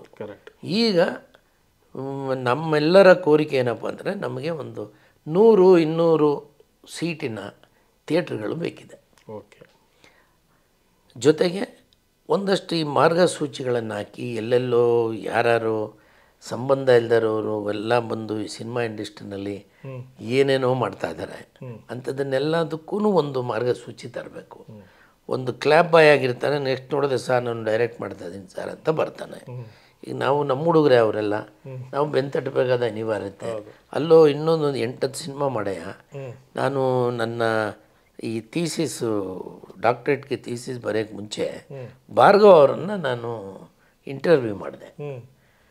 ಹಿರಿಯ ನಿರ್ದೇಶಕರು, ಅವರ ಭಾಗ್ಯವಂತರು, ಅಸಾಧ್ಯ ಎಳೆಯದಲ್ಲಿ ನನಗೆ ಪಾತ್ರಗಳನ್ನು ಕೊಟ್ಟಂಥ ಮಹಾ ನಿರ್ದೇಶಕರವರು. ಅವರು ಭಾಳ ನೊಂದ್ಕೊಂಡು ಹೇಳ್ತಾಯಿದ್ರು ಇವತ್ತಿನ ಇಂಡಸ್ಟ್ರಿ ಬಗ್ಗೆ. ನಾನು 20-25 ಸಿನಿಮಾಗಳು ಮಾಡಿದ್ದೀನಿ ಮದನ್ ಪಟೇಲ್ರೇ, ಅಸಿಸ್ಟೆಂಟ್ ಡೈರೆಕ್ಟ್ರಾಗಿ, ಅಸೋಸಿಯೇಟ್ ಡೈರೆಕ್ಟ್ರಾಗಿ. ನಾನು ನಿರ್ದೇಶನಕ್ಕೆ ಆಗಬೇಕಂದ್ರೆ ಅಷ್ಟು ಕಷ್ಟ ಬಿದ್ದು ಆನಂತರ ನಾನು ನಿರ್ದೇಶಕ ಆದವನು ಅಂತ. ಇವತ್ತು ಒಂದು ಸಿನಿಮಾ ಕ್ಲ್ಯಾಪ್ ಹೊಡೆದಿರೋದಿಲ್ಲ, ಆಲ್ರೆಡಿ ಅವನು ನಿರ್ದೇಶಕ. ಸೊ ಹೀಗೆ ಇದಕ್ಕೆ ಒಂದು ಮಾನದಂಡ ಇಲ್ಲ, ಮಾರ್ಗಸೂಚಿ ಇಲ್ಲ.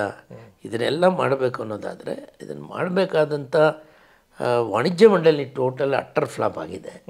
ಅವರು ಅದ್ರ ಬಗ್ಗೆ ನಾನು ಮಾತಾಡದೇ ಇರೋದು ಒಳ್ಳೆದು. ಯಾಕಂದ್ರೆ ಮಾತಾಡಿದ್ರೆ ಮದನ್ ಪಟೇಲ್ ಯಾವಾಗಲೂ ನಮ್ಮ ವಿರುದ್ಧನೇ ಮಾತಾಡ್ತಾರೆ ಅಂತಾರೆ. ನಾನು ಕನ್ನಡ ಉಳಿತದಪ್ಪ, ದಯವಿಟ್ಟು ಡಬ್ಬಿಂಗ್ ಪರ ಇದ್ದೀನಿ ನಾನು, ಮಾಡ್ರೆ ಅಂತ ಬೊಂಬಡ ಹೊಡೆದಾಗ ನಮ್ಮ ವಿರೋಧ ಮಾಡಿದ್ರು. ನಾನು ಹೇಳಿದೆ ಇವತ್ತಿಲ್ಲ ಅಂದಿದ್ರೆ ಎಕ್ಸಾಂಪಲ್ ಸರ್, ರಜನಿಕಾಂತ್ ಅವ್ರ ಸಿನಿಮಾ ಬಿಡುಗಡೆ ಆಗುತ್ತೆ, ನೀವು ಕನ್ನಡದಲ್ಲಿ ಅದು ಸಿನಿಮಾ ಬಿಡುಗಡೆ ಆಗಿದ್ರೆ ತಮಿಳರು ಸಹ ಹೋಗಿ ಕನ್ನಡದಲ್ಲೇ ಅದು ಸಿನಿಮಾನ ನೋಡ್ತಾಯಿದ್ರು. ಕನ್ನಡ ಭಾಷೆ ಬೆಳೀತಾ ಇತ್ತು. ನಮ್ಮ ಗಡಿನಾಡಲ್ಲೆಲ್ಲ ಇದೇ ಪ್ರಾಬ್ಲಮ್ ಆಗಿ ಇವತ್ತು ಪಾಂಡವಪುರ, ಮಳವಳ್ಳಿ ಇಂಥ ಸಣ್ಣ ಸಣ್ಣ ಊರಲ್ಲೂ ಸಹ ಕನ್ನಡೇತರ ಸಿನಿಮಾಗಳು ಅದ್ಧೂರಿಯಾಗಿ ಓಡ್ತವೆ. ಕನ್ನಡ ಸಿನಿಮಾಗಳಿಗೆ ಥಿಯೇಟ್ರಿಗೆ ಕೊಡಲ್ಲ, ಓಪನ್ನೇ ಆಗಲ್ಲ. ನೀವು ಮಾರ್ನಿಂಗ್ ಶೋ ಜನ ಬರಲ್ಲ, ಶೋ ಕ್ಯಾನ್ಸಲ್. ಹಿಂಗಿದೆ. ಇದಕ್ಕೆ ಭಾಳ ವಿಶೇಷವಾಗಿ ನೀವು ಒಂದು ಕೆಲಸ ಮಾಡಿ, ಒಂದಷ್ಟು ಜನ, ನಾನು ಒಂದಷ್ಟು ಜನರದ್ದು ಹಿರಿಯ ನಿರ್ದೇಶಕರು, ನಿರ್ಮಾಪಕರು ಮತ್ತು ವಿತರಕರು, ಈ 3 ಜನ ಈಗ ಥಿಯೇಟ್ರ್ ಓನರ್ಸ್ ಬಿಟ್ಬೋಣ, ಅವ್ರಿಗೇನು ಒಳ್ಳೆ ಸಿನಿಮಾ ಬೇಕು, ಜನ ಬರೋಂಥ ಸಿನಿಮಾ ಬೇಕಷ್ಟೇ. ಈ ಸಿನಿಮಾ ರಂಗನ ಸಿನಿಮಾ ಯಾವಾಗ ಪ್ರಾರಂಭ ಮಾಡ್ತೀರಾ, ನಂತರ ಅದನ್ನು ಬಿಡುಗಡೆ ಆಗೋವರೆಗೂ ಈ 3 ಜನ ಭಾಳ ಮುಖ್ಯ. ಇನ್ನೊಂದು ನೀವು ಇಬ್ಬರು ಹಿರಿಯ ನಿರ್ದೇಶಕರು, ಇಬ್ಬರು ಇತ್ತೀಚಿನ ನಿರ್ದೇಶಕರು, ಮತ್ತು ಇಬ್ಬರು ಹಿರಿಯ ನಿರ್ಮಾಪಕರು, ಇತ್ತೀಚಿನ ನಿರ್ಮಾಪಕರು, ನಂತರ ವಿತರಕರು, ಈಗ ಸದ್ಯ ಚಾಲ್ತಿಲಿರುವಂಥ ವಿತರಕರು. ಅಂದರೆ ವಿತರಕರ ನಿರ್ಮಾಪಕನೇ ವಿತರಕ, ಏನೋ ಒಂದಷ್ಟು ಸಿನಿಮಾ ಥಿಯೇಟ್ರ್ ಹಿಡ್ಕೊಂಡು ವಿತರಕ ಅಂತಿರ್ಬೋದು. ಕೆಲವರು ದೊಡ್ಡ ದೊಡ್ಡವ್ರ ಸಿನಿಮಾಗಳ ತೊಗೊಳ್ಳೋಂಥ ಅಂಥವ್ರು ಒಂದಿಬ್ಬರನ್ನ ಕುಣಿಸ್ಕೊಂಡು ಇದಕ್ಕೆ ಯಾವ ರೀತಿಯಾದಂಥ ಒಂದು ಮಾನದಂಡವನ್ನು ಫಿಕ್ಸ್ ಮಾಡಬೇಕು, ಓಕೆ, ಮಾರ್ಗಸೂಚಿಯನ್ನು ನಾವೇನು ಮಾಡಬೇಕು. ಇಲ್ಲಾಂದರೆ ಎಲ್ರಿಗೂ ಒಂದು ಕನಸಿದೆ ನಾವು ಸಿನಿಮಾ ಮಾಡಬೇಕು. ನನಗೊಂದು 100 ಜನ ಫೋನ್ ಮಾಡ್ತಾರೆ, ಅಣ್ಣ ನಮ್ಮ ನಾಳೆ ಸಿನಿಮಾ ನೀವು ಬರಬೇಕು, ಕ್ಲ್ಯಾಪ್ ಮಾಡ್ಬೇಕು, ನಾನು ಮಾಡಿದ್ದೀನಿ, ನೀವು ನೋಡಬೇಕು, ನಿಮ್ಮ ಅಭಿಪ್ರಾಯ ತಿಳಿಸ್ಬೇಕು. ಬಟ್ ಮಾಡಿಬಿಟ್ರೆ ಆಯ್ತಪ್ಪ, ಸಿನಿಮಾ ಆಗೋದು, ಜೇಬಲ್ ದುಡ್ಡಿದ್ರೆ ಯಾರು ಬೇಕಾದ್ರೂ ಸಿನಿಮಾ ಮಾಡ್ಬೋದು. ಹೌದು. ಬಟ್ ಆ ಸಿನಿಮಾನ ಬಿಡುಗಡೆ ಮಾಡಬೇಕಲ್ಲ ಸರ್, ಅದೇ ಟಾಸ್ಕ್ ಇರೋದು ಇಲ್ಲಿ. ಹೌದು. ಬಿಡುಗಡೆ ಏನೋ ಮಾಡಿಬಿಡ್ತಾರೆ, ನಿಮ್ಮ ಹತ್ರ ದುಡ್ಡಿರುತ್ತೆ, ಅಡ್ವರ್ಟೈಸ್ಮೆಂಟ್ ಕೊಡ್ತೀರಿ, ಸಿನಿಮಾ ಥಿಯೇಟ್ರ್ಗಳನ್ನ ಇಟ್ಕೊಡೋರು ಇರ್ತಾರೆ, ಪೋಸ್ಟ್ ಅಂಟಿಸ್ತೀರಿ, ಒಂದಷ್ಟು ಜನ ನಾವು ಅಷ್ಟಿದ್ದಾರೆ ಇಷ್ಟಿದೆ ಅದು ಇದು ಅಂತೆಲ್ಲ ಸೋಷಿಯಲ್ ಮೀಡಿಯಲ್ಲಿ ಹಾಕ್ತೀರಿ ಅಂತಾರೆ. ಯಾವ ಮೀಡಿಯಲ್ಲಿ ಹಾಕಿದ್ರು ಜನ ಕನ್ನಡ ಸಿನಿಮಾಗೆ ಬರ್ತಾಯಿಲ್ಲ ಅಲ್ವಾ ಸರ್? ಇದೆಲ್ಲದಕ್ಕೂ ಒಂದು ಸೂಕ್ತವಾದಂಥ ಒಂದು ಮಾರ್ಗಸೂಚಿ ಆಗಬೇಕು. ಇಲ್ಲದೆ ಹೋದರೆ ಈ ಸಿನಿಮಾ ಇಂಡಸ್ಟ್ರಿ ಇನ್ನು ಆಡಲಿಕ್ಕೆ ಕೆಲವೇ ವರ್ಷಗಳಲ್ಲಿ ಪೂರ್ತಿಯಾಗಿ ನಾಶ ಆಗಿಬಿಡುತ್ತೆ ಸರ್. ಅದಕ್ಕೆ ಬಿಡಬಾರ್ದು. ಯಾಕಂದರೆ ಇದೊಂದು 5,000 ವರ್ಷಗಳ ಸಾಂಸ್ಕೃತಿಕ ಇತಿಹಾಸ ಇದೆ ನಮ್ಮ ನಾಡಿಗೆ. ಓಕೆ. ಸಿನಿಮಾ ರಂಗನೂ ಸಹ ಒಂದು ಸಾಂಸ್ಕೃತಿಕ ಹಿನ್ನೆಲೆಯಿಂದ ಬಂದಂಥ ಒಂದು ಸಮಾಜಕ್ಕೆ ಒಂದಷ್ಟು ಪಾಠಗಳನ್ನು ಸಂದೇಶಗಳನ್ನು ಕೊಡುವಂಥ ಸಿನಿಮಾಗಳು. ಓಕೆ. ಅನ್ಫಾರ್ಚುನೇಟಾಗಿ ಈಗ ಅದು ಈ ಕಾಲಘಟ್ಟದಲ್ಲಿ ಬಂದು ನಿಂತಿದೆ. ಏನು ಮಾಡಬೇಕು, ಮುಂದೆ ಏನಾಗಬೇಕು ಅನ್ನೋದ್ರ ಬಗ್ಗೆ ನಾನು ಇವಾಗ ನಿಮ್ಮ ಮುಂದೆ ಕೊನೆಯದಾಗಿ ಹೇಳ್ಬಿಡ್ತೀನಿ ಸರ್. ತುಂಬ ವಿಷಯಗಳಿದೆ, ಅವಾಗ ಇನ್ನೊಂದು ಸಲ ಮಾತಾಡೋಣ. ಬಹಳ ಮುಖ್ಯವಾಗಿ ಈ ಕಳೆದ 23-24ನೇ ಸಾಲಿನ ಮತ್ತು 22-23ನೇ ಸಾಲಿನ 2 ವರ್ಷಗಳ ಅವಧಿನಲ್ಲಿ ಒಟ್ಟು 104 ವಾರಗಳಲ್ಲಿ ಎಷ್ಟು ಸಿನಿಮಾ ಬಿಡುಗಡೆ ಆಯಿತು ಕನ್ನಡ ಸಿನಿಮಾ. ಅಷ್ಟೂ ನಿರ್ಮಾಪಕರನ್ನ ಮತ್ತು ನಿರ್ದೇಶಕರನ್ನ ಕರೆದು ಒಂದು ಮೀಟಿಂಗ್ ಮಾಡಬೇಕು. ಅವತ್ತು ನಿಮ್ಮನ್ನೆಲ್ಲ ಕರಿತೀನಿ, ಎಲ್ಲ ಬನ್ನಿ, ಎಲ್ಲ ಶೂಟ್ ಮಾಡಿ, ಅವರೆಲ್ಲರೂ ಹೇಳಿ ಅವ್ರ ಕಷ್ಟಗಳನ್ನು ಹೇಳ್ಕೊತಾರೆ, ಅವ್ರಿಗೆ ಏನು ಅನ್ಯಾಯ ಆಯಿತು, ಹೇಗಾಯಿತು, ಯಾವ್ಯಾವ ಹಂತದಲ್ಲಿ ಅವ್ರಿಗೆ ತೊಂದರೆ ಆಯಿತು, ಯಾವ ರೀತಿಯಲ್ಲಿ ಇವತ್ತು ನಾವು ಸೋತಿದ್ದೀವಿ. ನನ್ನ ಸ್ನೇಹಿತರ ಮಗ ಒಬ್ಬ ಒಳ್ಳೆ ಸಿನಿಮಾ ಮಾಡಿದ ಸರ್, ಒಳ್ಳೆ ವೆರಿ ಗುಡ್ ನಿರ್ದೇಶಕ. ಅವನು ಫಸ್ಟ್ ಸಿನಿಮಾ ಸಣ್ಣ ಪುಟ್ಟ ಸಿನಿಮಾ ಇದನ್ನು ಮಾಡ್ತಿದ್ದ ಅವನು, ಶಾರ್ಟ್ ಫಿಲಮ್ಸು. ನಿಜವಾಗ್ಲೂ ನನಗೆ ನೋವಾಗುತ್ತೆ. ನಾನು ಹೇಳಿದೆ ಸಿನಿಮಾ ಮಾಡದೆ ಇಟ್ಬಿಡ್ರಪ್ಪ, ದುಡ್ಡು ಉಳಿತದೆ. ಕರೆಕ್ಟ್. ಇವತ್ತು ಸಿನಿಮಾ ಬಿಡುಗಡೆ ಮಾಡಿದ್ರೆ you are into another loss. ಆ ಪೋಸ್ಟರ್ ಪ್ರಿಂಟ್ ಮಾಡ್ತಿರಲ್ಲ ಸರ್, ಅದು ಬಿಟ್ಬಿಡಿ, ಅದನ್ನು ಪೇಸ್ಟಿಂಗ್ ಕೊಡ್ತಿರಲ್ಲ, ಆ ಪೇಸ್ಟಿಂಗ್ ಹಣ ಬರಲ್ಲ ಇವತ್ತು. ಇಂಥ ಪರಿಸ್ಥಿತಿಲಿದೆ. ಇದಕ್ಕೆ ಭಾಳ ದೊಡ್ಡ ಚಿಂತನೆ ಆಗಬೇಕಾಗಿದೆ. ಹಾಗಾಗಿ ಭಾಳಷ್ಟು ಜನ ಯಾರು ಸಿನಿಮಾ ಮಾಡೋದು ನಿಲ್ಲಿಸ್ಬಿಟ್ಟಿದ್ದಾರೆ. ನಾವು ಈ ಫೀಲ್ಡಲ್ಲಿ ಇದ್ದೀವಿ, ಏನೋ ವಿಧಿ ಇಲ್ಲ, 1-2 ಸಿನಿಮಾ ಮಾಡ್ತಾನೇ ಇದ್ದೀನಿ. ಈಗ ಇನ್ನೊಂದು ದ ಲೈಟ್ ಅಂತೇಳಿ ಒಂದು ಸಿನಿಮಾ ಕೊನೆ ಹಂತದ ಚಿತ್ರೀಕರಣ ಇದೆ, ಅದನ್ನು ಮಾಡಬೇಕು ನಾನು. ಅದನ್ನು ಮುಗಿಸ್ತೀನಿ. ಈಗ ನಾಳೆಗೆ 25ನೇ ದಿನ ನಮ್ಮ ತಮಟೆ ಸಿನಿಮಾ ನೋಡಿದವರೆಲ್ಲ ತುಂಬ ಮೆಚ್ಕೊಂಡಿದ್ದಾರೆ. ಅತ್ಯುತ್ತಮವಾದ ನಟನೆ ಮಾಡಿದ್ದೀರಿ ಮದನ್ ಪಟೇಲ್ ರೆಡ್ಡಿ. ನಿಮ್ಮ ಬಾಡಿ ಲ್ಯಾಂಗ್ವೇಜ್ಗೂ ಆ ಸಿನಿಮಾನಲ್ಲಿ ನೀವು ಆ್ಯಕ್ಟ್ ಮಾಡಿರೋದು. ಆಮೇಲೆ ನಮ್ಮ DCM ಸಾಹೇಬರು ಸಹ ಆ ಸಿನಿಮಾನ ಎಷ್ಟೋ ವರ್ಷಗಳ ನಂತರ ನಾನು ನೋಡಿದ್ದೀನಿ ಅಂತೇಳಿ ನೋಡಿ ಮೆಚ್ಕೊಂಡ್ರು. ಭಾಳಷ್ಟು ಜನ ನೋಡಿದಂಥವ್ರು ನಮ್ಮ ಪ್ರೊಫೆಸರ್ ಮಲ್ಲೇಪುರಂ, ಎಲ್ಲ ಹನುಮಂತ ನಯ್ಯರ್ನವರು, ಎಲ್ಲ ಕನ್ನಡ ಚಿತ್ರರಂಗದ ಯುವ ನಟರು, ಯುವ ನಿರ್ದೇಶಕರುಗಳು ಸಿನಿಮಾ ನೋಡಿ ಇದು ಭಾಳ ಒಂದು ವಿಭಿನ್ನವಾದ ಸಿನಿಮಾ ಮಾಡಿದ್ದೀರಿ ನೀವು. ಭಾಳ ಇದು ಚೆನ್ನಾಗಿ ಮೂಡ್ ಬಂದಿದೆ. ಬಟ್ ಆ್ಯಸ್ ಯೂಶ್ವಲ್ ಸಿನಿಮಾಕ್ಕೆ ಎಲ್ಲರೂ ಬಂದು ನೋಡೋಂಥದ್ದಾಗಿಲ್ಲ. ಬಟ್ ಆದರೂ 25 ದಿನಗಳ 4 ವಾರ ಅಂತೂ ಓಡುತ್ತೆ ಸಿನಿಮಾ. ವೀಕ್ಷಕರೇ, ಇದುವರೆಗೂ ನೀವು ಡಾಕ್ಟರ್ ಮದನ್ ಪಟೇಲ್ ಅವರು ಮಾತನ್ನು ಕೇಳಿದ್ದೀರಿ. ದಯವಿಟ್ಟು ಸಿನಿಮಾ ಜಗತ್ತು ಬಗ್ಗೆ ನಿಮ್ಮ ಅಭಿಪ್ರಾಯಗಳನ್ನು ಕಾಮೆಂಟ್ ಬಾಕ್ಸಲ್ಲಿ ಕಮೆಂಟ್ ಹಾಕಬೇಕು ಅಂತ ಕೇಳ್ತಾ, ಸರ್ ಪ್ರಮೋದ್ ನ್ಯೂಸ್ ವಾಹಿನಿಗೆ ತಾವು ಸಂದರ್ಶನ ಕೊಟ್ಟಿದ್ದಕ್ಕೆ ಧನ್ಯವಾದಗಳನ್ನು ಅರ್ಪಿಸ್ತೀನಿ ಸರ್. ಧನ್ಯವಾದಗಳು ಸರ್. ಇದು ಕೇವಲ ಭಾಗ 1 ಅಷ್ಟೇ ಇಟ್ಕೊಳ್ಳಿ. ಆಯಿತು ಸರ್. ತುಂಬ ವಿಷಯ ಇದೆ ಸಿನಿಮಾ ಮುಂದುವರಿಸಿ, ಏನು ತೊಂದರೆ ಯಾವಾಗ ಒಂದ್ಸಲ. ಮುಂದುವರಿಸಿ. ನಮಸ್ಕಾರ ಎಲ್ಲ ವೀಕ್ಷಕರಿಗೆ. ನಿಮ್ಮ ಆಶೀರ್ವಾದ, ಪ್ರೋತ್ಸಾಹ, ಪ್ರೀತಿ ಸದಾ ಈ ಚಲನಚಿತ್ರರಂಗದ ಎಲ್ಲ ಕಲಾವಿದರ ಮೇಲಿರಲಿ ಅಂತ ನಾನು ಹಾರೈಸ್ತೇನೆ. ನಮಸ್ಕಾರ.